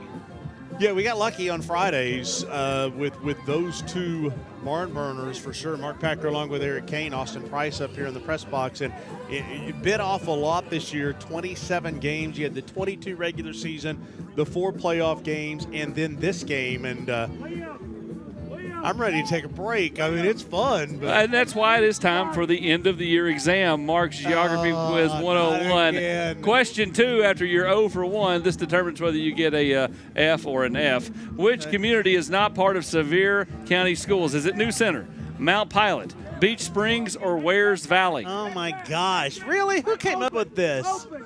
Beach Springs. No, it's Mount Pilot. This is not the Andy Griffith Show there, Packer. Of all the times we've been to Sevier County, you should know this. Come on now. Second down and 2. Dabrowski rolling left against his body, throws behind the receiver. No, I was excited about. Now, hang on. You've been held back. I was excited about that because I thought y'all were going to say Sevier County, Northview, Pigeon Forge, and Coalfield. Oh, we got it. You know, and I was going to. Can't make it that easy now. And I got it. Coalfield. You've got to repeat this season. The first question was the best because Big Red Valley, because Big Red, Cotton County. He literally had said it. Eric had said it earlier in the broadcast. That's the best part. Third down and shot. Oh, yeah. Gracious. What a play. That right there can be the hit of the night, too. Colin Kreider. Tackled by CAK's own Colin Kreider. A little bit more juice in the PA announcement on that one. Yeah, Scott Cup's get a little more excited. If it's a William Blank kid or a CAK kid, there's a little more growl. I like it. Yeah. Fourth down. We're going to try to extend the drive. Hey, they move! Okay, everybody moved. It felt like this was a false start on the offensive line. That's what it looked like to me. Wait, at this point, Start him a fourth down snap. and False 45. start on the offense. 5 yards in the replay. Ball start against the offense. That's going to take it to 4th and 11. I mean, and that's what they're going to do, it looks like. For 4th and 11. Look at Asavet. It's getting hot over there. Here's the thing: it's going to be sad if we expand this game like we're all talking about doing, which we'll announce later. Asavet and Spencer won't get to coach together again. That's true. And that's one of the things they enjoy every year. Breaking up the dynamic duo, the Bash Bros. Yeah. The Bash Bros, like it's Mighty Ducks. Jaden Gonzalez of Cherokee will punt this one away. Third punt of the night. Good snap. Peter! And a high punt. Everybody yelling Peter. Down at the 20. Let's take us a break. 25-14 Knoxville.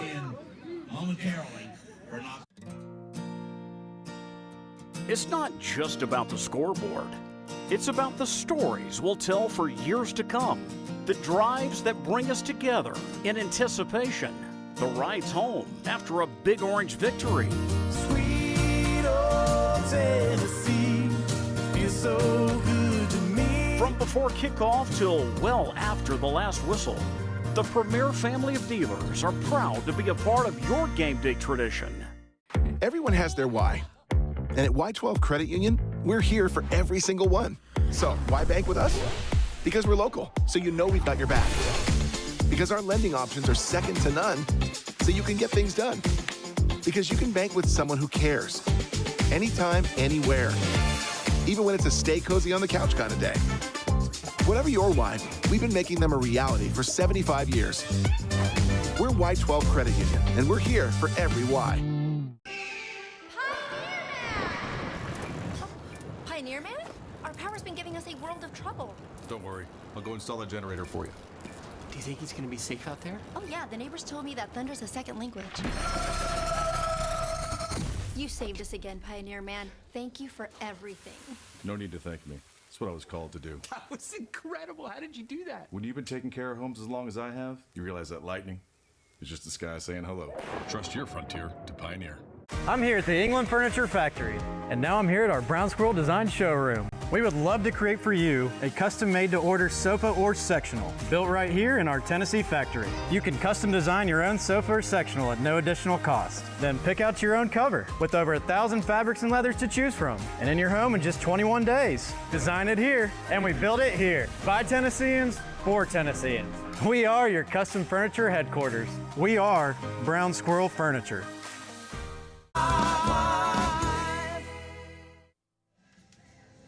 The Rivalry Showcase is brought to you by Covenant Health, Ted Russell Ford, Gray Hodges, Aubrey's, OEB Law, and Carson Newman University. 25-14, new Knoxville quarterback again. Amari Lethgo of Hall's turn. That's a nice score in regular time. You know, they rotate all kinds of folks. Go look at Husky there, by the way, from Gatlinburg-Pittman. What a great player he was for the Highlanders. All-state linebacker, had about 1,000 tackles throughout his college career, or high school career.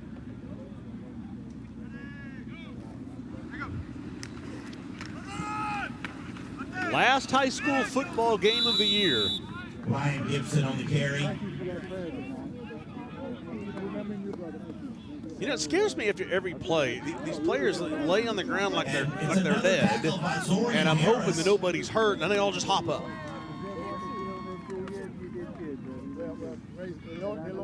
In a perfect world, you'd love to milk some clock, get this thing to the fourth quarter. Yeah.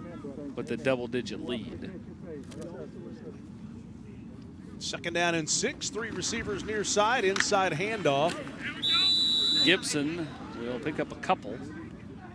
Just so happy for a guy like Amari Lefko. I mean, it was tough. We talked about this a ton throughout the playoffs. Well, it was tough sledding for him in the early going. Oh, man, the first 3 weeks of the year, 4 weeks of the year, I mean, you talk about you went in with all this momentum. Everybody's talking about Halls and this and that, and all of a sudden you're sitting there at 0-3. And this is a guy that we've seen do it before. Like, wait, you know he's there. 3rd down and 4, make it 3rd down and 9. Right the snap. False start on the False offense. start. Offense. 5-yard penalty. By the way, I'm really happy with the crowd tonight on a cool East Tennessee December night, but the crowd has showed up tonight. This environment here has been phenomenal. It's been great. Yeah. In CAK, we had to adjust kind of on a dime very recently over what our plans were to what our plans ended up being, and CAK adjusted quickly, and we sure appreciate the hospitality we received from everyone here except Scott Cupp. Yeah. Glad to be here for sure.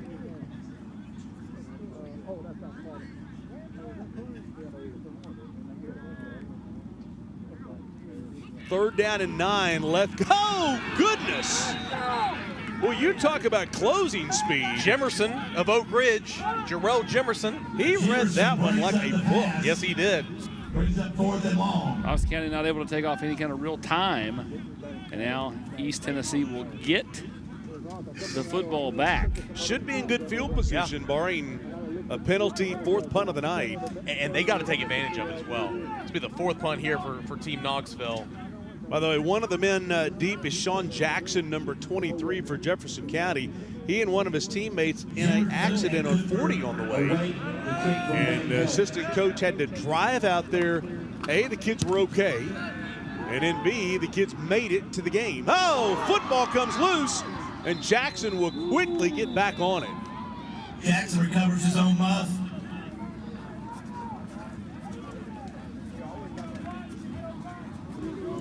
.32-yard punt, -5 on the return. We have hit 1st down and 10. a little East bit of a Tennessee. lull there it came. When you look at all the scoring in the first half, the first 8 minutes of this, or 7 minutes of this 3rd quarter have been nothing. No, it really has been, and I thought East Tennessee on its last possession would still go for it on 4th and 11 based off field position, but they played field position. Getting the football back now, a chance to cut into this deficit, make it a 1-score game.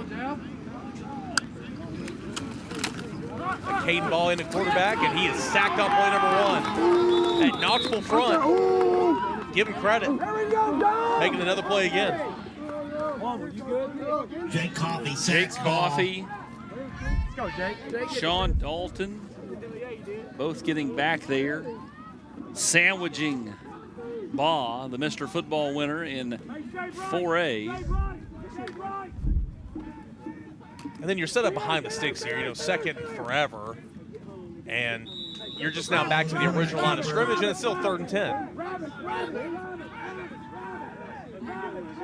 You hear him yelling rabbits, you know what that means. Come after him. I will say this. If you don't get home and they block it up, Baugh is super athletic and twitchy enough to go and make a play with his legs. We saw him score the 2nd touchdown of the night for East Tennessee. Ball looking to throw, has time, going to take a shot downfield to nobody. And that's the miscommunication that happens in an all-star game. Yeah. You had the ability to work with wide receivers and quarterbacks if they're your teammates, but not here, really. Well, as you were taking care of some business, we were talking about just how there was all this back and forth in the first half, and then the first 8 minutes of the second half is just a kind of a lull. Like it's like halftime. There's no juice coming out of halftime, and somebody's trying to generate their own juice. Fourth punt of the night. You think at some point in time, is there a fake down 14, down 11? Nice punt here. And we'll take an East Tennessee bounce inside the 20. Let's take a quick break and a message from our friends at Exterior Home Solutions. 44-yard punt, no return. Hi, I'm Matt Marshall with Exterior Home Solutions. Hi, I'm Dustin Woodson, also with Exterior Home Solutions. We are now easier than ever to find, right off of I-75 and Merchants Road. It's a new location, but the same trusted expertise in roofing and siding that you've come to trust over the past 25 years. Local quality craftsmanship, licensed and insured. For the best and most trusted name in roofing and siding, scan the QR code on your screen. Exterior Home Solutions, when it has to be the best. So 3:28 to go, third quarter, still 25-14 as things have kind of slowed down to a creeping pattern, whatever word I'm trying to find up. I came up with nothing there, by the way. Austin Slover in at quarterback. They're just trying to string together a couple first downs. Neither offense has been able to do this here so far in the second half. I was trying to say slow down to a crawl, and then the word creepy came out, and then I didn't know where to go from there. Nothing's worse than not knowing what to say next. I'm no Brian Rice, I'll promise you that.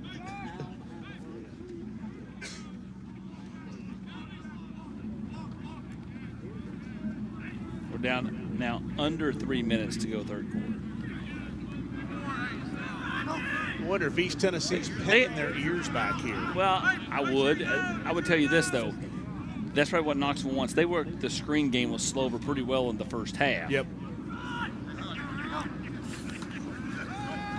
Slover here will throw this one out. Overthrows his receiver. Clock will stop on a 3rd down and 10. And now you got to ask yourself, do we want to be aggressive and have an opportunity? Go get it. You don't want to make a mistake back here. Go get it. If I'm East Tennessee, I am pinning the ears back. Going and getting the quarterback. And if you make a play, you make a play. But make him earn it.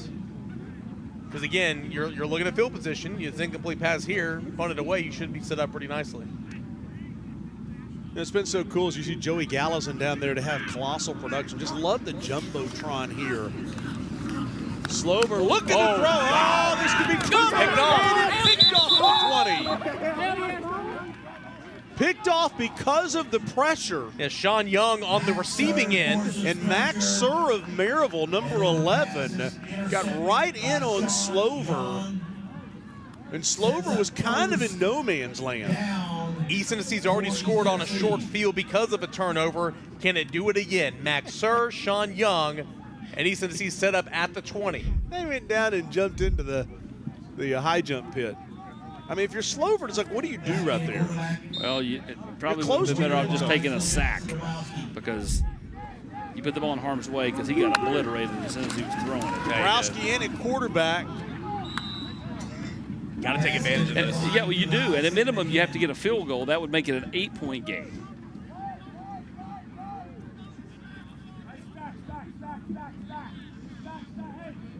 I'm just surprised they haven't run the football any more than they've run. I that's agree. What we talked They ran it right down their throat the first series. Yeah, I know, but since then, they really haven't. I agree completely. They go back to the pass again. Now, you've been playing from behind a little bit. Oh, nice pass across the middle. Inside the 10, down to the 8. And here's where it is. You're at the 6 or whatever. You just run the football. That's Jacoby Cooper, wide receiver from Alcoa. One Blount County kid to another one.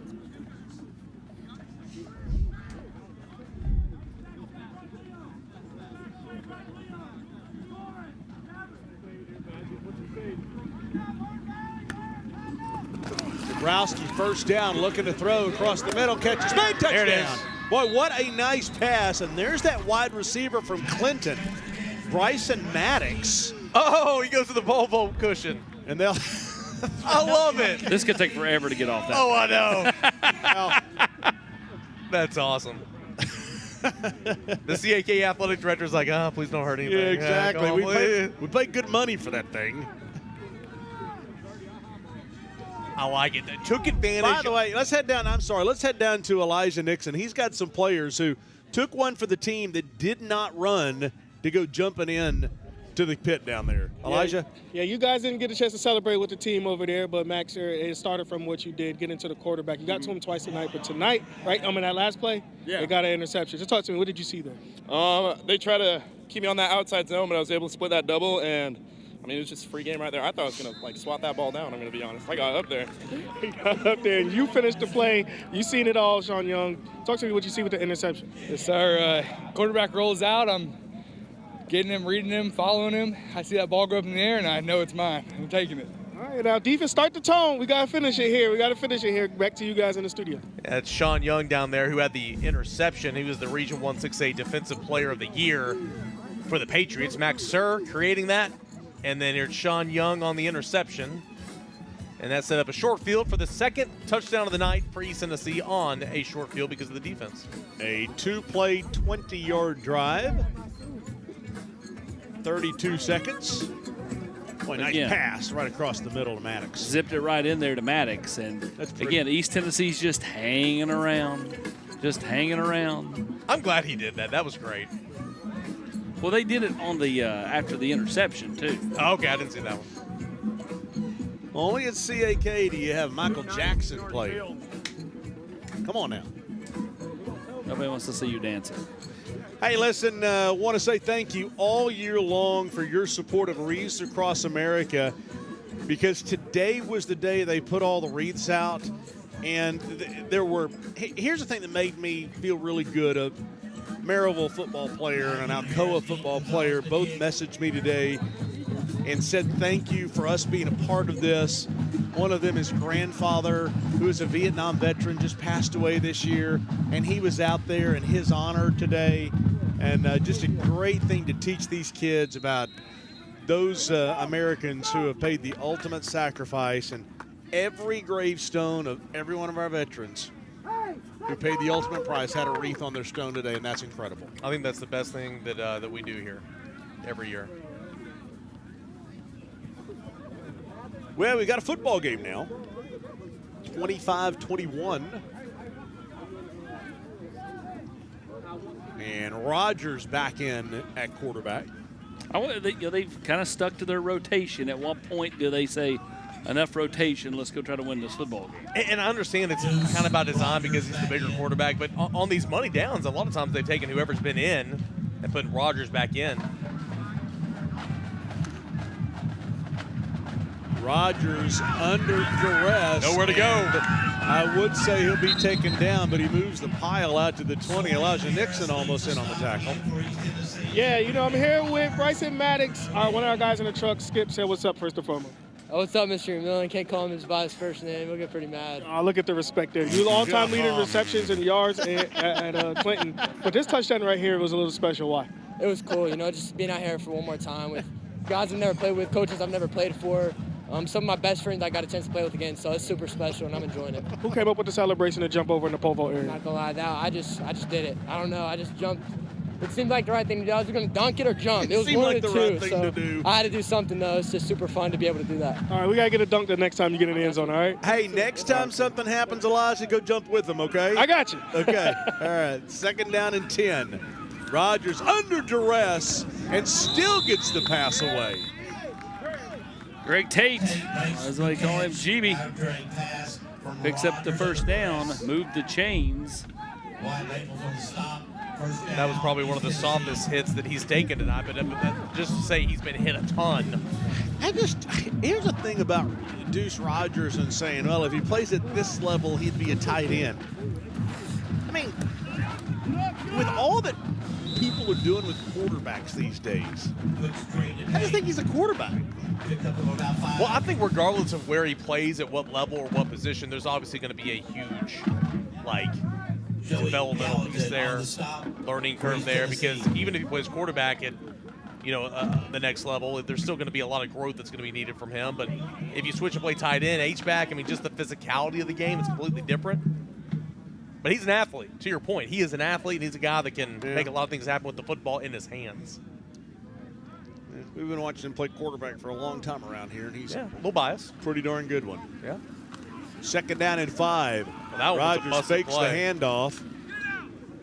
And going to be close to first down yardage, possibly the last play of the 3rd quarter. Enough for a first down.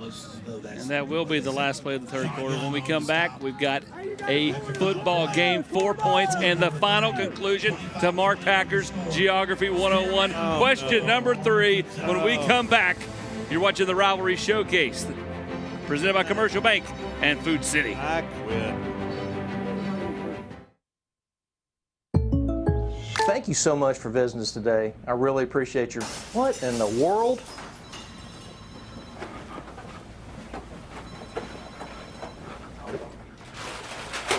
Hey! Whoa! Save it for Rivalry Thursday, guys! Community banking is about location and much more. It's about family. We reside in your community. We are a part of your community. At Commercial Bank, our commitment extends beyond the walls of our branches.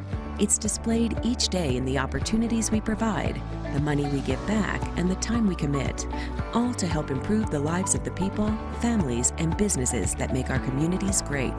Commercial Bank, life made better. High school sports is bigger than the players in the game. It's all about communities, screaming fans, the bands, cheer teams, and mascots. Oh, and the dogs. Just like high school sports, OEB Law is all about results. Hi, I'm Tim Elrod, and the OEB Law team is dedicated to giving you the game-winning results you deserve. OEB Law, just results. 546-1111. A beacon of hope in a world of high prices. Ted Russell Ford is East Tennessee's #1 volume Ford dealer. At the super dealer, you choose how to conquer the road. Gas, diesel, hybrid, or all electric. Right now, get up to $23,656 off MSRP on select Ford F-150s. Or get as low as 0% for 60 months. Come see the super dealer today at either Ted Russell Ford location, Parkside Drive, or Kingston Pike. Hello, I'm State Farm Agent Scotty Dykes. Our office is located in Harriman, Tennessee, where we've been here located for over 25 years. Our office offers life insurance, homeowners insurance, auto insurance, and other investment products. Please pay us a visit, and we would love to do business with you.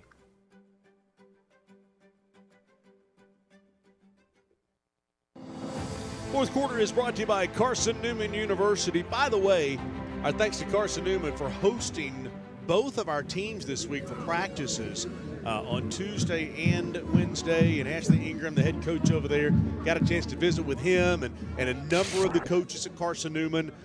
They are really headed in the right direction. They were glad to have all of these athletes on campus, and we will do more of that in the very near future. Yeah, great place. You're a little biased. It First gets down and 10. This This could bop wide open. Behind the secondary. That's Powell to Halls. That's Rogers to Rogers. Rogers to Rogers. See, great thing. See, 8 yards. 57 for 6. That's a great throw. Great throw down the sideline. Oh, the celebration for Brody Rogers. And just when you think East Tennessee just got right back in it, Knoxville delivers another blow.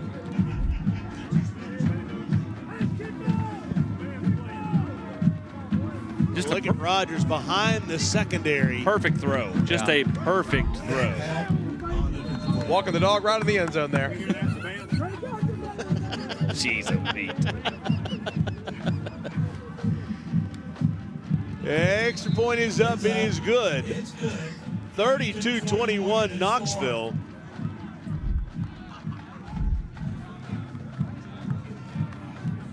And here's the celebration. I'm not sure exactly what they tried to do, but I did watch the movie Rudy last night at the end of it, and they were successful there. Well, that was the second celebration. Yeah, true. Well, Jim and Nick's one more time as they provided our meals this week for both East Tennessee and Knoxville on Wednesday. Firehouse subs did Tuesday. Jim and Nix did on Wednesday. But this is Team Knoxville, and they were more than excited at both Knoxville and East Tennessee to have Jim and Nix out there providing the meal for the team. And but one more time, our thanks to Jim and Nix all year long. It's time for the final question. Mark Packer's Geography 101 end of session. Final. Which school is not in our viewing area? Eagleton, Kingston, Sequoia, or Washburn? Washburn. Washburn isn't in our viewing area. It's in Granger County. Kingston does not exist. It's technically Roane County High School. And that's a trick question. No, that's that ridiculous. was so easy. Taking candy from a baby. The answer you gave was incorrect. That's ridiculous. Well, so is Kingston. Oh my gosh. We were talking about it off the air, and I thought Washburn was actually in Hamilton County, but Hamblin County, excuse me, Hamblin, Marshtown. Sophie Stark, get down on the sideline. Sophie. Chattanooga. Brody Rogers, you just had a little Rogers to Rogers connection there. What was that catch like? Oh, it was nice. He just told me regardless he was just going to throw the ball. Yeah. Well, you embraced Coach Hughes after that play, and you two have had such a strong connection so far this season. Tell me a little bit about how he's helped you grow. You know, he's just a good man. He's a great coach. He's a good person off the field, and he just treats me like I'm one of his sons. And you got lifted up there, actually, by all these players. Tell me about the camaraderie this week. I mean, we're always talking about, like, what are we going to do for our celebrations and all that stuff. And I guess they said just jump up, and I jumped up, and they picked me up in there. Yeah, thanks, Brody. Yes, ma'am. You know, I do like the fact that he said yes, ma'am, rather than a couple of guys that said yes, sir. You know? Sometimes it's just instinct. You bet, bro. Talking to Sophie, you know?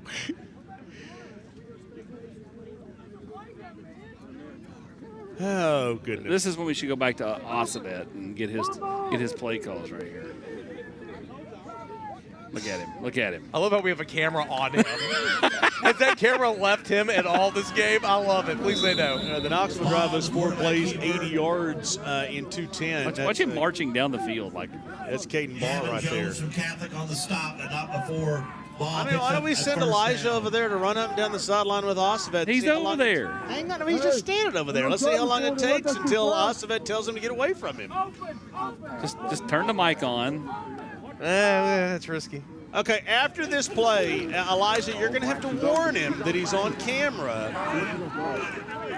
As Ball will run to the right side, close to first down yardage, but ask him, say, Coach, what's the next play? Ball picks up 9 before Gavin Jones.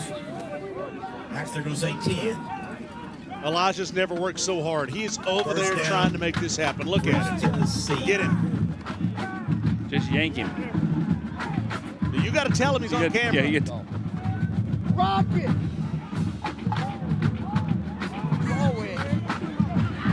You got to tell him. You got to let him know. You got to say you're on TV. Coach Joe, you're on TV. Coach Oz, you're on TV. You're on TV. We're listening to your call. Rocket! Rocket!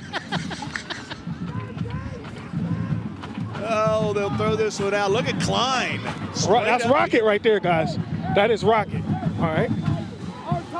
One of the 65 plays, right? Brings him down. Our target. For a East Tennessee first down. Hey, Elijah, they're intense over there, aren't they? They are. They are. You heard of our target? You heard of our target? I told you. First down and 10. Ball throws it out to the far side. That's Jackson out of Jefferson County. Jackson still going. Football comes loose, and I think Knoxville got it. Left, right. No, he got it back. Forward. First down. DeAndre Hunley on the stop. DeAndre Hunley on the stop for Knoxville. John Jackson, the Region 1-6A co-MVP. First down and 10. Ball will keep it himself. Pick up about 6 as the clock goes under 10 minutes. The one good thing they're doing here, Eric, is they're going tempo, which has got Knoxville backpedaling. It also is giving them more time to get back in this football game. I mean, you really didn't have a choice at this point in the game. As you take a shot at the end zone here. Very much a push-off. but the ball falls incomplete. He was defending himself. Baggett in coverage. Ball falls incomplete. Cooper was the intended target. 3rd down and 4. Let's go down to Sophie and Carter head coach Todd Helton. Hold the mic, and I was like trying. Yeah. Let's try that again. 3rd down and 5. Ball throws it out to the near side. Man, took some shots, but he'll get the first down. That's Hamilton out of Kingston. Deshaun Hamilton. Sophie Starkey down there with Todd Helton, the other one. Yes, I'm here with Todd Helton, which the football coach there is Todd Helton, the baseball player as well. So how often do you get that? How often is it confused? Often. But that's okay because it brings a lot of attention to Carter High School football, and that's what we're all about. So I love it. What's been your favorite part of this week so far? Being around these kids, I am having the time of my life coaching all these different kids that are competitors normally, and then tonight they all come together to try to win a game, and that's awesome. These coaches are phenomenal. This is a lot of fun. Blessed. Yeah, thank you, Coach. Absolutely. Thank you. Go Hornets. That's a home run right there. 2nd down and 2. Ball looking to throw. Will throw this one out to Jackson, and he will make a man miss, but not the 2nd, 3rd, and 4th downs. It did a really good job of not avoiding a loss on that play. A lot of lateral throws on this drive. It's been working. 3rd down 1 here.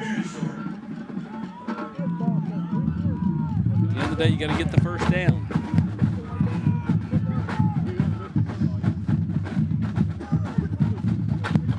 Going jumbo set here. Yeah. 3rd down and 1. Ball off right tackle will get the first down, churning towards the end zone, but won't get there. It'll be 1st down and goal. I think there was about 7, maybe 8 offensive linemen on the field there. Mr. Ball, he says the 1st down and goal.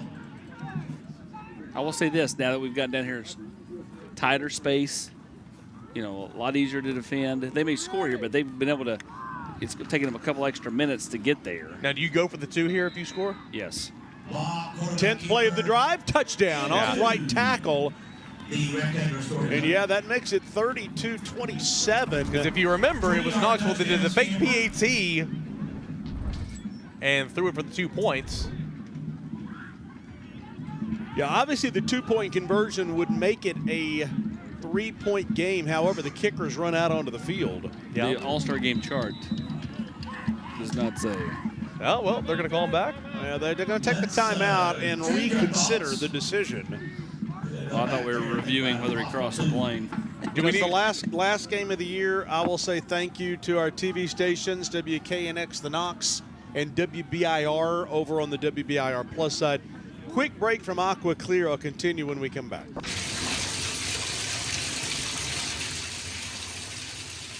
You hate seeing well water? That's well water. That's what well water does to your toilet. Make sure you do what so many that deal with well water do, and that is call Aqua Clear. Have them bring out a Kinetico system. They'll get it all hooked up, get rid of all the sulfur that's in that well water, give you crystal clear water for you to drink and for you to bathe in. For you and your family, that is Aqua Clear. Well, as I was saying, WBIR and WKNX, the Knox, Chris Protzman, David Hunt, they have been great partners this year on Rivalry Thursday and Rivalry Friday, and so much more next year as we'll grow even more next year, and we are excited about that with both TV stations, Rivalry Thursday and Rivalry Friday in 2026. We'll go for 2. I guess they heard us talking up here in the booth. Dabrowski is in at quarterback.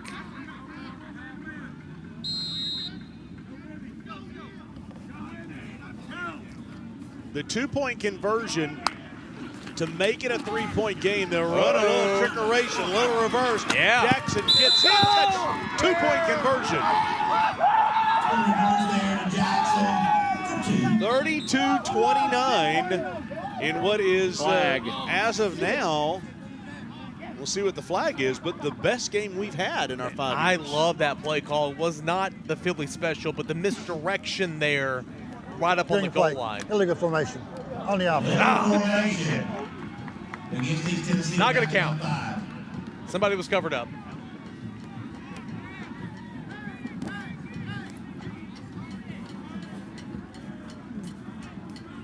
Illegal formation.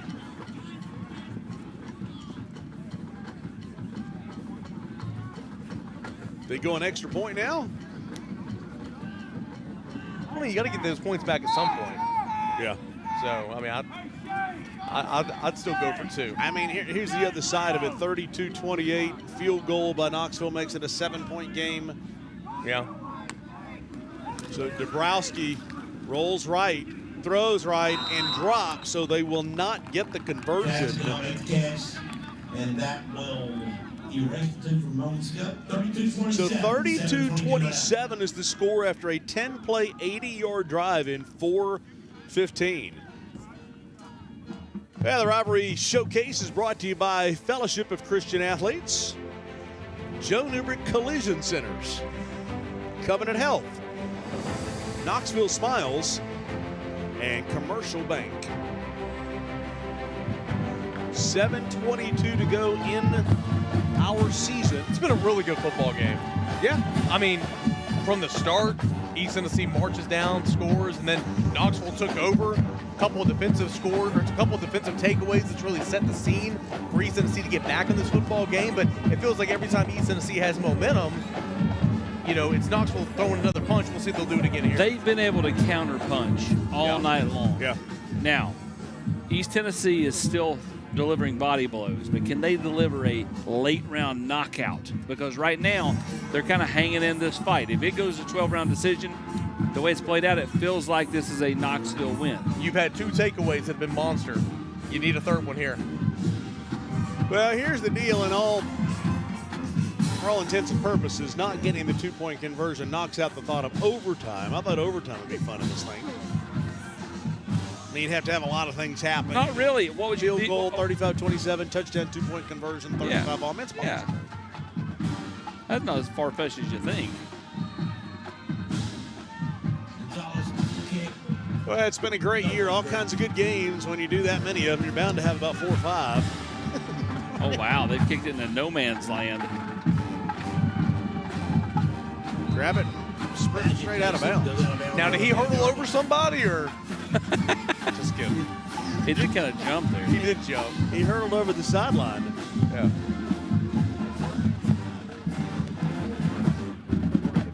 And that was Badgett for Knoxville. Elijah Nixon, who you got? I got Caden Ball, the guy who just put the ball across the end zone last time. First and foremost, congratulations on the touchdown. Thank you. What did you see out there? You was taking what the defense gave you. There's a lot of rocket play called out there, but what did you see out there? You know, they were open up the middle, trying to play pass, and I was able to get a couple runs in there, and we were able to throw some bubbles, you know, get some good yards. All right, and you're the coach's son. Yes, sir. Is he catering to your play style right now? Yeah, somewhat, you know. Just, you know, when you can make plays, make the right reads, and that's, you know, that's what it comes down to. All right, congratulations, Caden Ball on the touchdown. We've got to see a win. By the way, I'm a little confused as Rogers is under duress and will be drilled back at the 3. I'm still a little confused as to why Badgett just got the ball and ran out of bounds. Because then Knoxville had bad field position. Yeah, well, I mean, they kicked it in no man's land when no one was there, and the coverage was really good. You know, gonna pop him anyway, so he just kind of stepped out. Tell you what, we've called Max Sir's name a number of times. Out of Maryville, number 11. Played well. Created the interception. By the way, loss of 8. Second down and 18 with 6.5 to go. And Knoxville just needs to be careful here. Hand the football off. Yeah, in a 5-point game. You do not want to take a holding penalty. You're backed up deep. Timeout, Knoxville. Timeout taken by Knoxville. So the first 2 years were both 8-point games. Knoxville won by 8, then East Tennessee won by 8. Let's take a quick break and tell you what's coming up on Beyond the Orange and Locker Room. Don't miss Beyond the Orange and Locker Room Sundays at 7 p.m. on TVSN. What's going on, everybody? This is tight end Ethan Davis. And you can check Ethan out on Beyond the Orange on the Tennessee Valley Sports Network. Then stay tuned for Locker Room at 7:30. It's the Players Show with current players, VFLs, and experts from VolQuest. That's Sunday starting at 7 p.m. on TVSN.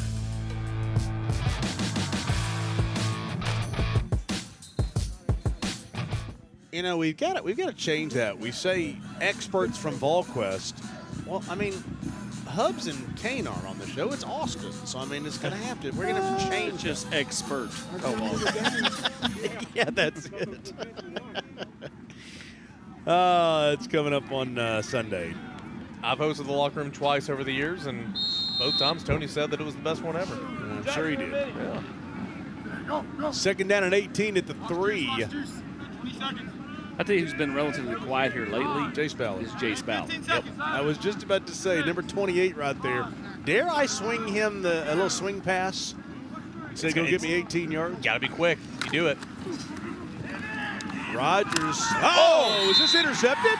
It is. He comes up with that one. Second interception in the game for Sean Young out of Jefferson County. They haven't had a linebacker that good since some guy named Kane. I wouldn't go that far, but 2 takeaways have set up 2 touchdowns. This third one right here at the 5.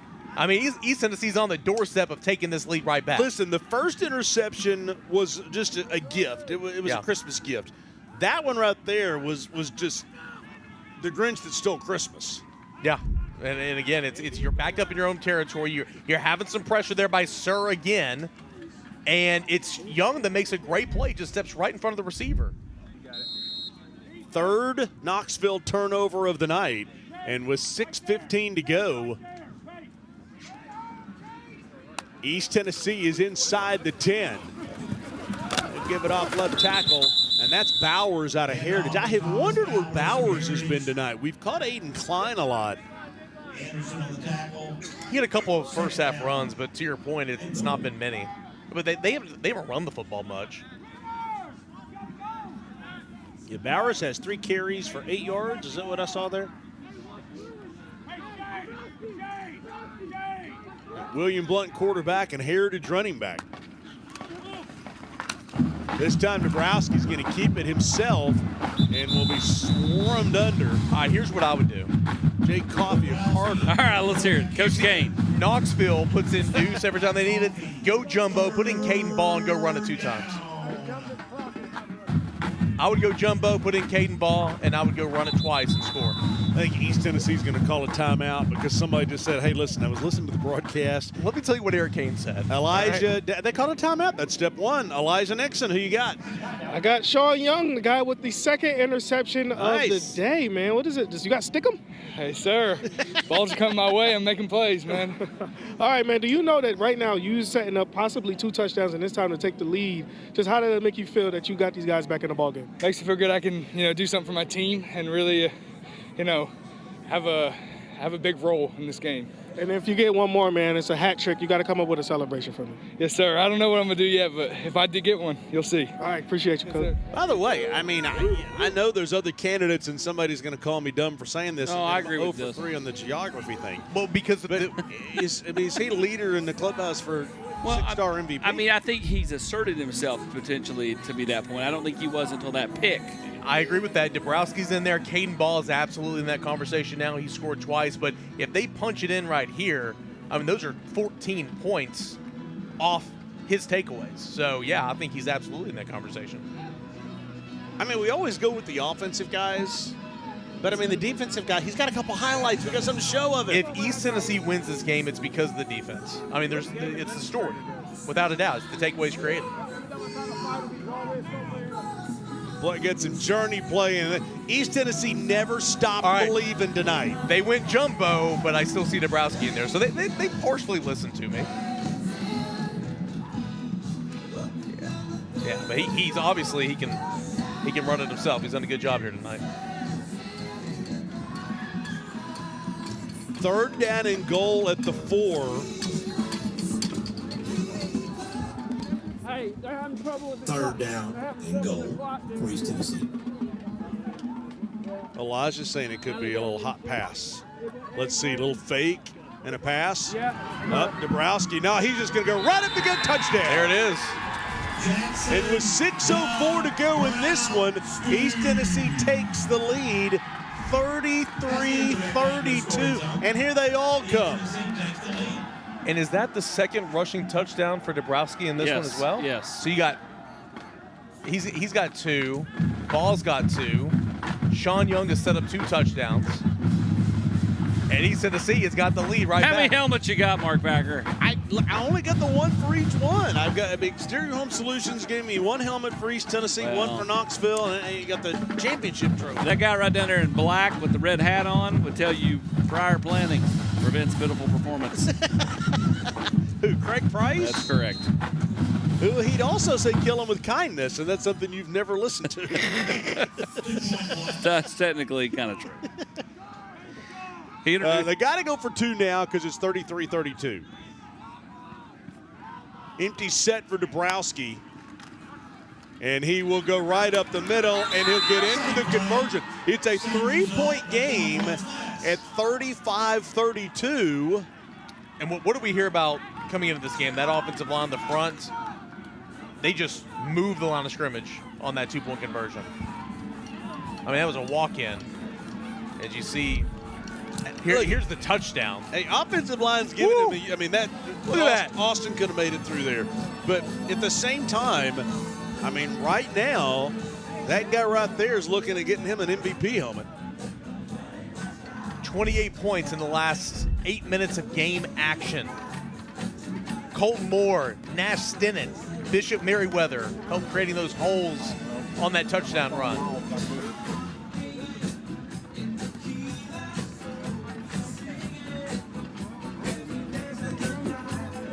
Still a bit of hungry pizzas in the concession stand waiting for you.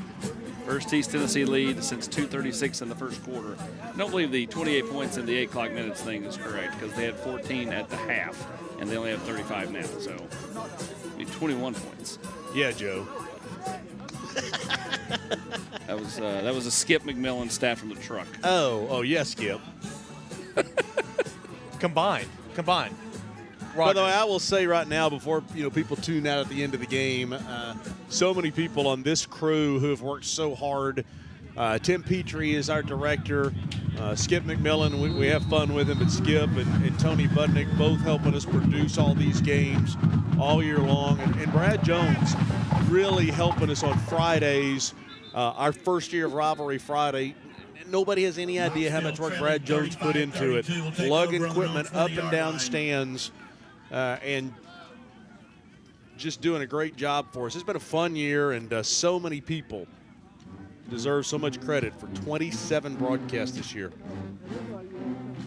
Jim Martin, there's Jim. That's Shane Day down there. Sorry, that's Shane Day who's with us tonight, sideline camera.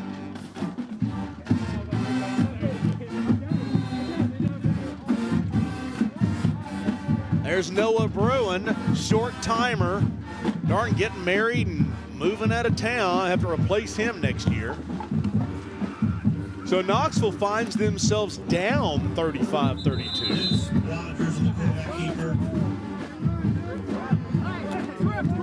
Elijah, we're keeping you busy tonight. Yeah, I'm burning some calories out here chasing people. But I got Mason Justice with me. He been actually getting interviewed all night. Here you go, man, big fella. You got in the end zone on that elephant formation. Just talk to me. How did you get that going? Oh, we just punched it in as an O-line. We wanted to really enforce our will like we've been doing all week. So you are not this calm. But I'm going to go ahead and let you do it like that because you have more energy on the sideline. Just talk to me, man. How you think you can pull this one out? If we just stay dedicated, we're better than this team by a long shot. Wow. We just got to limit the turnovers and just get some stops on defense. All right. That's from Mason here. Just better than this team. Mason, by the way, big lineman from Heritage. It's been the offensive line that's been talking trash on the broadcast, and I love that. And I love it. And hey, backed it up so far. They battle back and are early ahead. 3rd down and 1. I love he says limit the turnovers when it's Knoxville can't limit the turnovers. Yeah. I love that the band's still playing, by the way. I mean, this is first down, just got just enough. Go ahead. I was going to say, this is just a great way to end our season. What a game, and we'll see if obviously Knoxville can go back in front if they drive the length of the field here. First down and 10 at the 30. You know, what gets me is that this is the end of our 17th season. Seems like yesterday I was crying in the parking lot in Gatlinburg-Pittman. I don't know that story. I'll tell it after this play. Rodgers looking to throw. That's the case. It'll sound more like Oscar. Oh! And he'll run out past the 40 to the 43. No, the first broadcast that we ever did was in 2009. Okay, and we had hired this production company out of somewhere in Kentucky. And they showed up as the worst production you've ever seen in your life. They show up, it's just horrible. So we're trying to do Oneida Gatlinburg-Pittman, and we barely make it on the air. It's got snow. It just looks horrible. Yeah. And finally, we got to a point where we couldn't do the broadcast. Well, I was in the parking lot literally in tears on the phone with my wife and mother-in-law, and they're like, we're praying for you right now. Bolt of lightning hits and shuts the game down. Okay, bolt of lightning hits, and I was able to use the excuse that we got hit by lightning that night. Oh, that's great. So I fired the production company that first night and hired another production company the next day, and we never looked back. Spoilers. It wasn't the lightning. 17 years later, that's okay to say. You know, sometimes you. That's awesome. Well, that happened again this year, the first Friday night of the year. Prayed for lightning, and we got it again over at Powell. Deuce looks like he's a little banged up there. Austin wasn't even listening. I heard you. You prayed for lightning. They got it again at Powell this year. Anderson County Powell. And then after that, we never looked back. Eric said that's awesome. What is awesome? Avery Price with a career-high 4 points today in the Hardin Valley Rec League. Made 2 big baskets. I asked her the other night at the hockey game. She scored 20, and she said no. And I said, well, did you shoot any? She said no. You gotta shoot. Second down and 7, 4:25 to go. Knoxville down 35-32. We've got a football game. Rodgers looking to throw. We sit down to the sideline. Sophie Starkey has got a very special member of the high school football community. Yes, I'm here with David Weiniger. He is the ball boy for Central High School football, and he's been doing this now 43 years. Tell me, why is it so important to you? Well, I started in high school in 1982, and it just kept on going, and I like high school football, and I didn't quit doing anything, and and I love it, and I've watched movies and stuff, and I just get involved in it, and I get to know a lot of the quarterbacks that we play on the opposite side, and I get to work with some of the great ones in East Tennessee. So it's been fun. What's the most rewarding part of being a part of a game like this? I think winning your first state championship in the school history, and then we won another one in 19. So I've got back-to-back. So it was it's enjoyment. It's exciting to see the other quarterbacks and them make plays like Deuce and them does. Yeah. It's cool. I mean, I love it. Yeah. Thank you, David. You're welcome. Thank you. Yeah, I remember as a hold will be called on Knoxville. I remember when we were over at Tennessee Tech when Central won that state championship, and that guy in CB45 were down there crying. Well, the weather actually knocked that to the next day, right? That's correct. Yeah, weather. The first year or the second year? Or it might have been the second. I think it was the first year. First year? I don't know. One of those years is Holding's going to knock it back a little bit, and Deuce Rodgers was slow to get up. And yeah, it was the Saturday night game, and we were doing the production, and they said send the production unit back home. I said, well, no, we got to do it on Facebook. Somebody's got to see this. Rodgers is coming out of the game. Lethgo is in. And Amari Lethgo is in, yeah. Timeout taken, or maybe just for injury. Rodgers took a shot.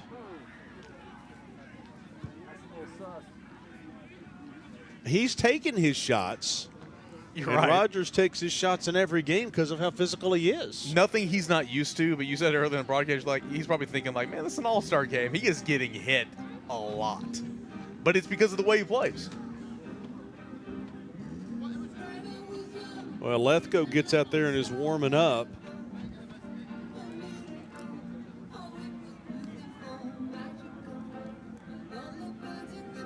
It's interesting to get out there and see some of these football guys that play basketball. Jarrell Chandler of Halls was out there the other night. He's out here tonight. Well, I'm saying on basketball court. I was reffing a game, and he's out there and what are you doing out here? Throwing bricks up. I mean, because he hadn't gotten in basketball shape yet. He will. He's a player.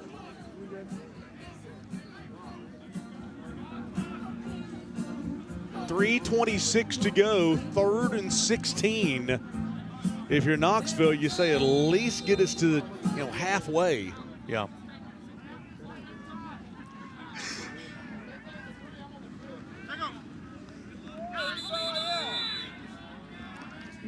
And they're going to back them up 5 more. Right snap, false start. False On the blue. start. Knoxville. 3rd down and 21. Well, that's not what you want.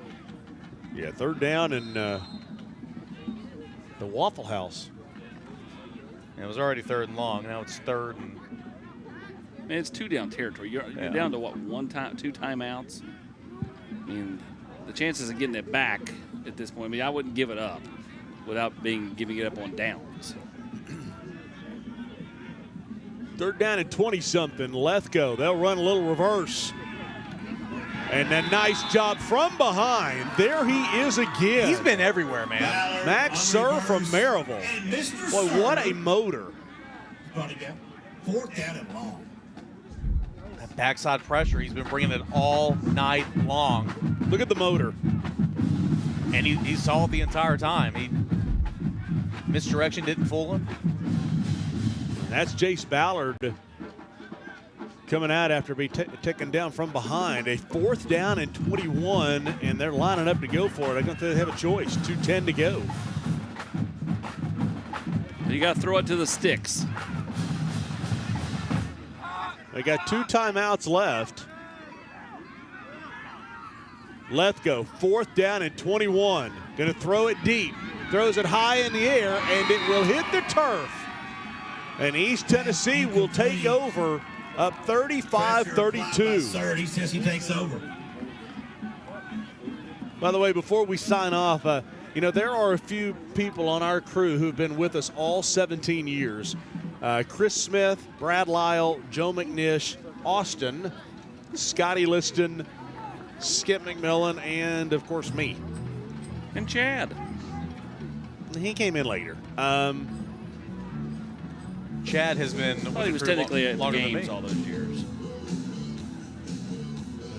Brian Siegschlag, our engineer, our EIC, who built this production unit. Joe McNish, mentioned him. Josh Cox is our A1. Christian Inman, A2. Jim Martin. Trying to make sure I don't forget anybody. Yeah. Nate, who drives the truck. Yeah, Nate Howard, who drives this truck here, drives it on Thursdays, drove it to Tri-Cities every Friday night.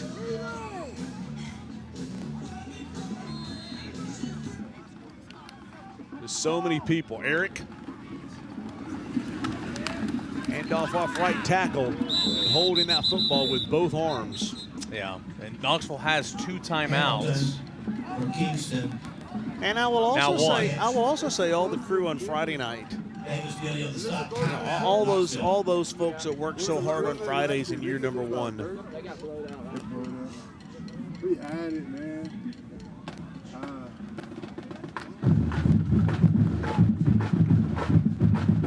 I mean, at this point with where you are, it's 4 down territory. Well, I know, but I'm saying you can only stop the clock one more time. Can Knoxville even get the ball back? They can, yes.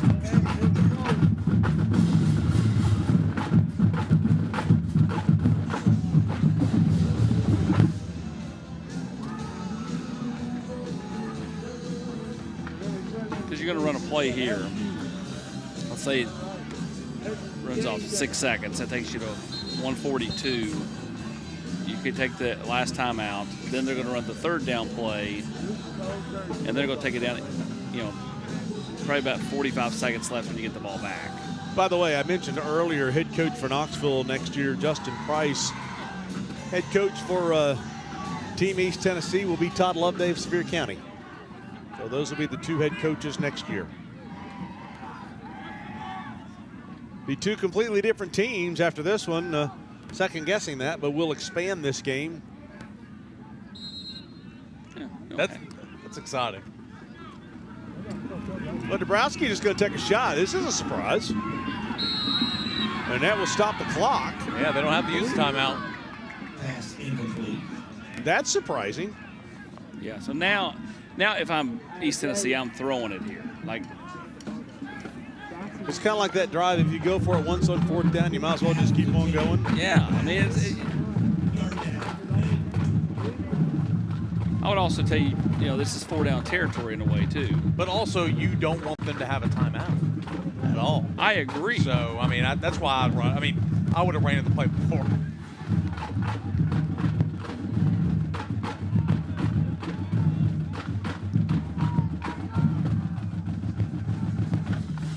Well, that's an all-star game. Just throw it.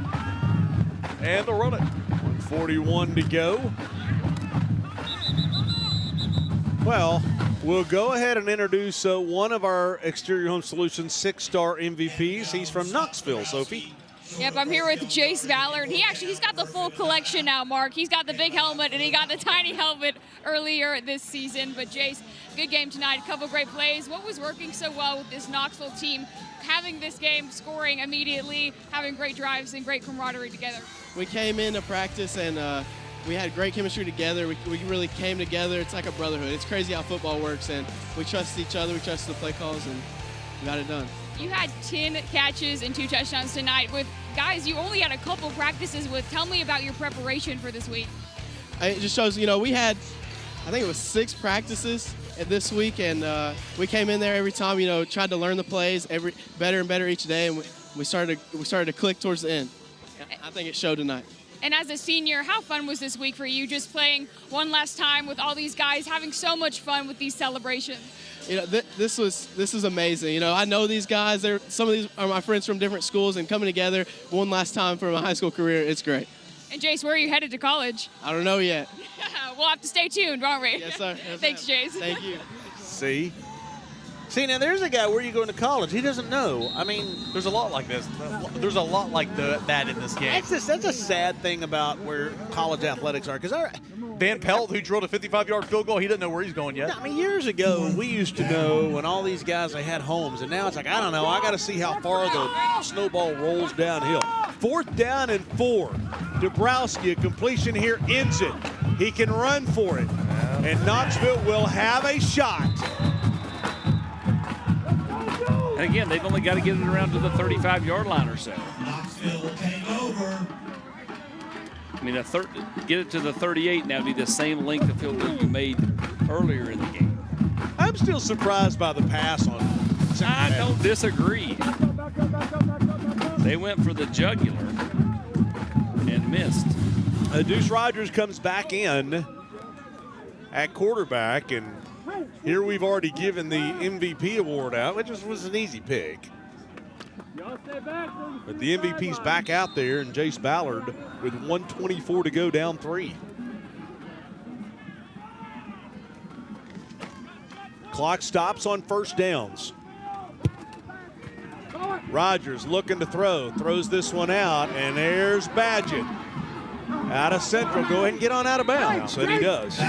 It's a great pickup on 1st down. If you're going to throw it over the middle to anybody, make sure it's to him, because he can outrun anybody to the sideline. I mean, that is another one of the cool things about this game. The Powell quarterback, the touchdown pass to Halls, a big completion to Central. I mean, you're at the 42. If you gain 20 yards, you're at the 38, which is the spot on the field where you kick the 55 yards. And then you could have overtime. Well, it's not like the time where we had satellite, we're about to run out of satellite. We can go forever. We used to have satellite. 1st down and 10, Rogers cuts back up inside, spins out to the 46. Now the clock will continue to run. And the ball's loose, and East Tennessee has it, and they're running the other way. They didn't blow that one dead. Yeah. They did not blow that one dead. They'll call that a touchdown. Sean Jackson. Now here's the celebration with 1:01 to go. And this is why we're doing reviews. Sean Jackson looks to have a scoop. Yeah, this is why we would have to have replay in this game next year. There is no replay, so it's a touchdown. Man, let's see the replay right here. Rogers is running, and he's spinning, and it's out. It's out. That's a fumble. That's a good call. Yep, that's a great call. It's out. And then you see Jackson here, and 2 interceptions that set up touchdowns and a fumble recovery. That's a Jeff County. That's Jeff County making plays here on defense. 47 yards on the return. Knoxville's over there pointing at the Jumbotron. I want to see it again. You got to slow it down. Yeah, I mean, but the replay showed it was out. I want to see it again. I mean, look. Here we go. Everybody's looking at the Jumbotron now, thanks to Colossal Productions. Ball's out. I mean, it looks like a fumble to me. I don't know what everybody. I don't think the elbow was down. Yeah, he's a great call. What, are we wrong? I was just looking at the forearm. Yeah, I think it's a good call. Doesn't have to be the elbow, it's just the forearm. So you're saying good call? Yes, based off, but I wanted to see it again though, because again, it was a close deal. I mean, what a comeback for East Tennessee. Extra point is up. It is good. 42-32. If you had the over under 71.5, it just came true. Here it is again. Closer look out. It's out. It is out. That's a great call, by the way. But I still like the idea of doing replays next year. Having Don Talbot do it. And we get another look at it here. Real time. And see the whole play. Jack just picks it up and off to the races. I mean, you could make an argument the MVP for the East Tennessee is the Jeff County duo of Sean Young and Sean Jackson.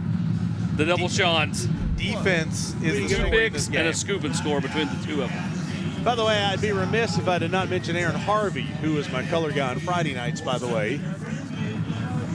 As you guys were off covering the Vols, Aaron and I were sweating to the oldies on Fridays. You going to thank the audio guy on Friday nights, too? That would be me. Yes, I want to thank myself, the audio guy on Friday nights. I learned to run an audio board this year on Friday nights. It's great.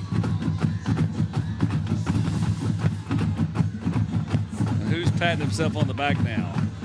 I only did it because Eric made me do it. He didn't make you do it.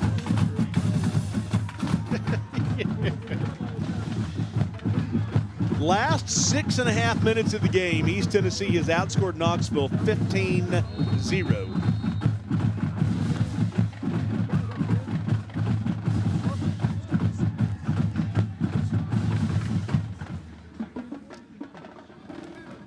But it's not over. This returnable from the 1-yard line. Now it's over. Oh, aerial coverage is brought to you by Gatlinburg Sky Park. As the mountains are calling for you and your family at Gatlinburg Sky Park. Yeah,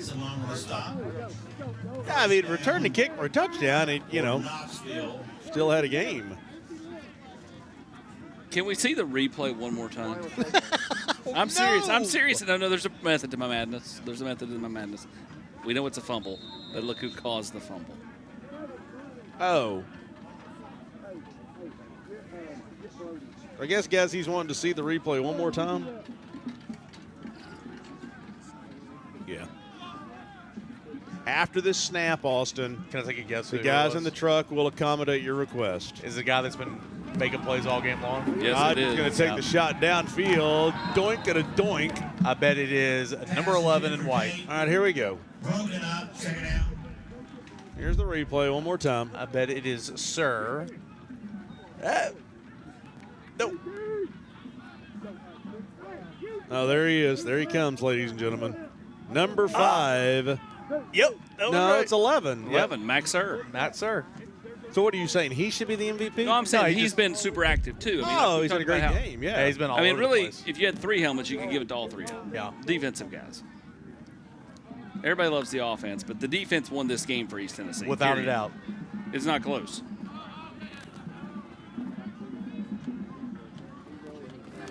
Second down and 10. Rogers running for his life.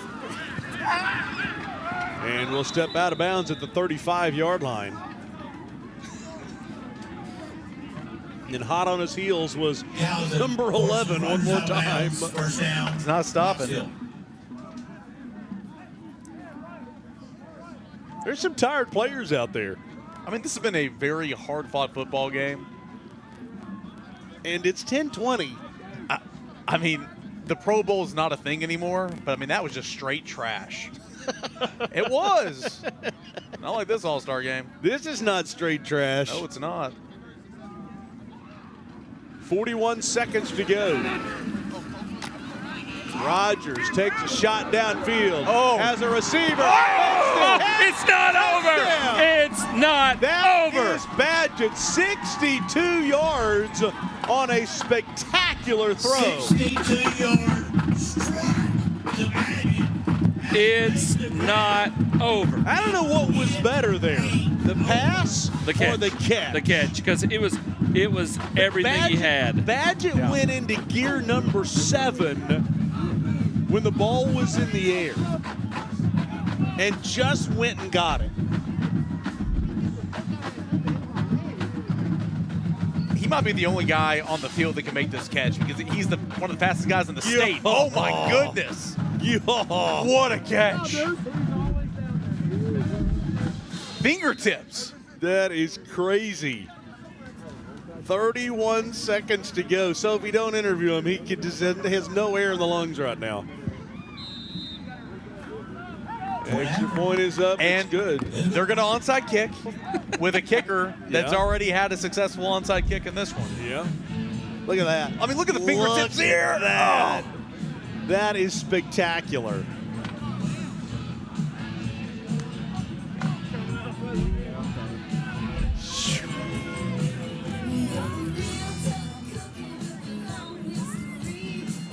Yeah. Is this Joan Jett? Scott, I had to yell at Scott Cup to wake him up over there. We've been here so long. But, I mean, put up your best shot. That's Pat Benatar. Put up your best shot.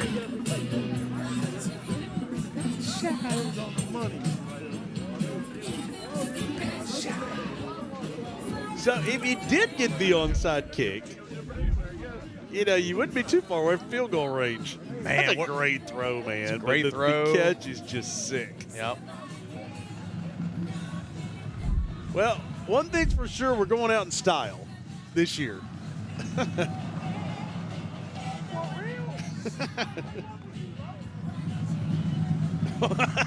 at Deuce.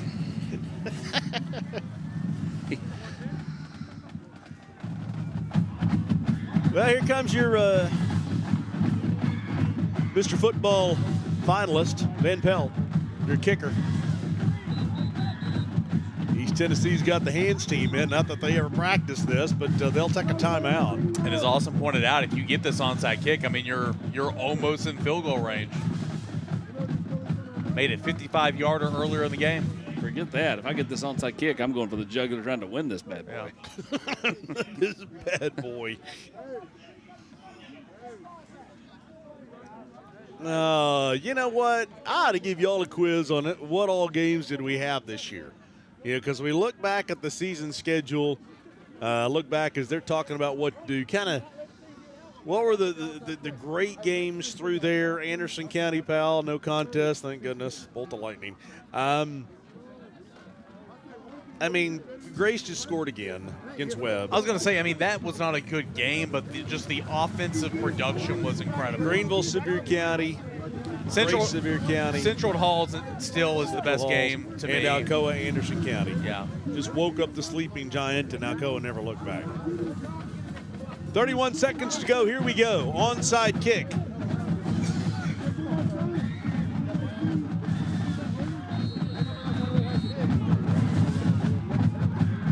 Kick it right, looking for the big bounce off. Oh, give him the MVP. He's gone again. He's gone again. Oh, double Sean's Jeff County with the slam. Oh, my gosh. Onside kick return for a touchdown for Jackson. Oh, my goodness. What league is it where you can't return an onside kick? Or no, it's advanced. It's you can't pick it up in advance. That's right. This game's got everything. Special teams is a huge part of it.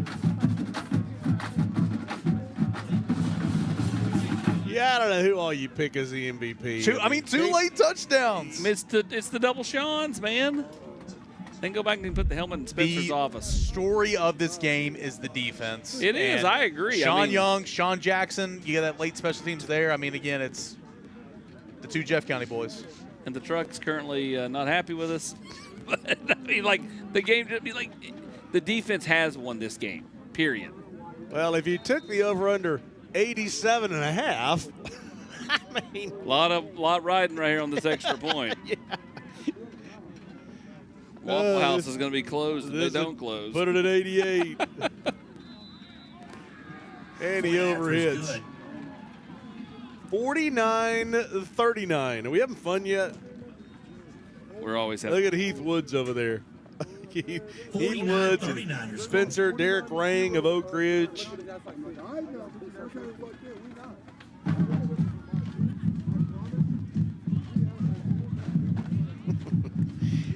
And Sean Jackson, by the way, one of the ones that was in the car wreck on the way. Didn't know if he'd make it. That's a good story. Spencer said, he goes, I got a couple of my guys that got in the wreck out on 40. That's why it's kind of in a crawl. I've sent my defensive coordinator to go see if he can get him. He said, I told him, I don't know if you have time to get there, much less get him and then get back out of the traffic. But obviously they did.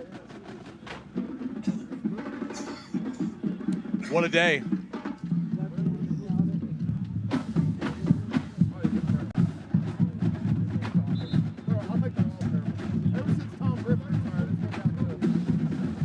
We're at 3.5 hours, by the way. I don't care, Dad. He said he could throw me out of here. I said, no, you can't. I'll leave. Typically, when it's a 49-39 football game, a lot of scoring, a lot of clock stoppages. Yeah. I mean, it takes forever. I mean, the last 2 minutes of this football game, it's been exciting. It's taken forever. Deuce Rogers is over here he is worn out. Yeah. This is probably one of the more physical football games this year he's played in. Yeah, the All-Star game. Yeah. It's still not over.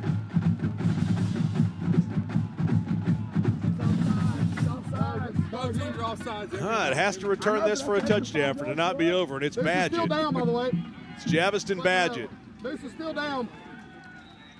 And out past the 25-yard line, and Deuce is putting on his helmet.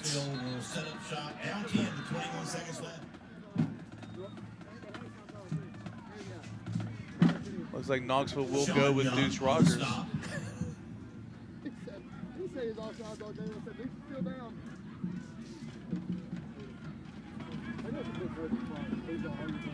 see what the After the call play is. was over. Personal foul on the receiving team. 15 yards. Good first down. That's not going to help. Personal foul called against Knoxville. We'll back them up 15 yards. Let's see what type of play your boy calls here. Bet you it's not going to be a run. Justin? Yeah.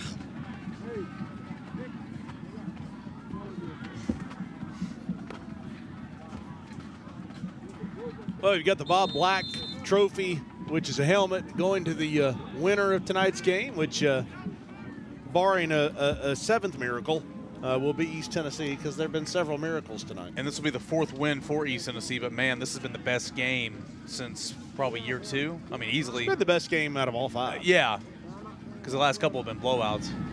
Rogers throws this from the near side. Badgett. Badgett on the grab. You know, they had 26 games before this one. This one's about as long as about 4 of them. And so long, Austin's checking in as wrestling.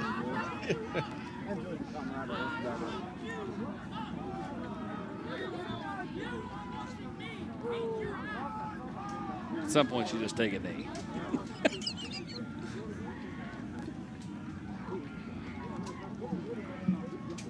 I don't think that's happening with any of these coaches. Or get rid of it. Oh, man! Is that, I mean, I'm sure we've got Joe Newberg. Wyatt Maples. The game already cut. But Wyatt Maples. He's had a couple of really nice hits. And that is going to do it. Does that do it? Oh, my gosh. The game finally came to a close. Knoxville 39. Great 49-39. 49-39, the final score.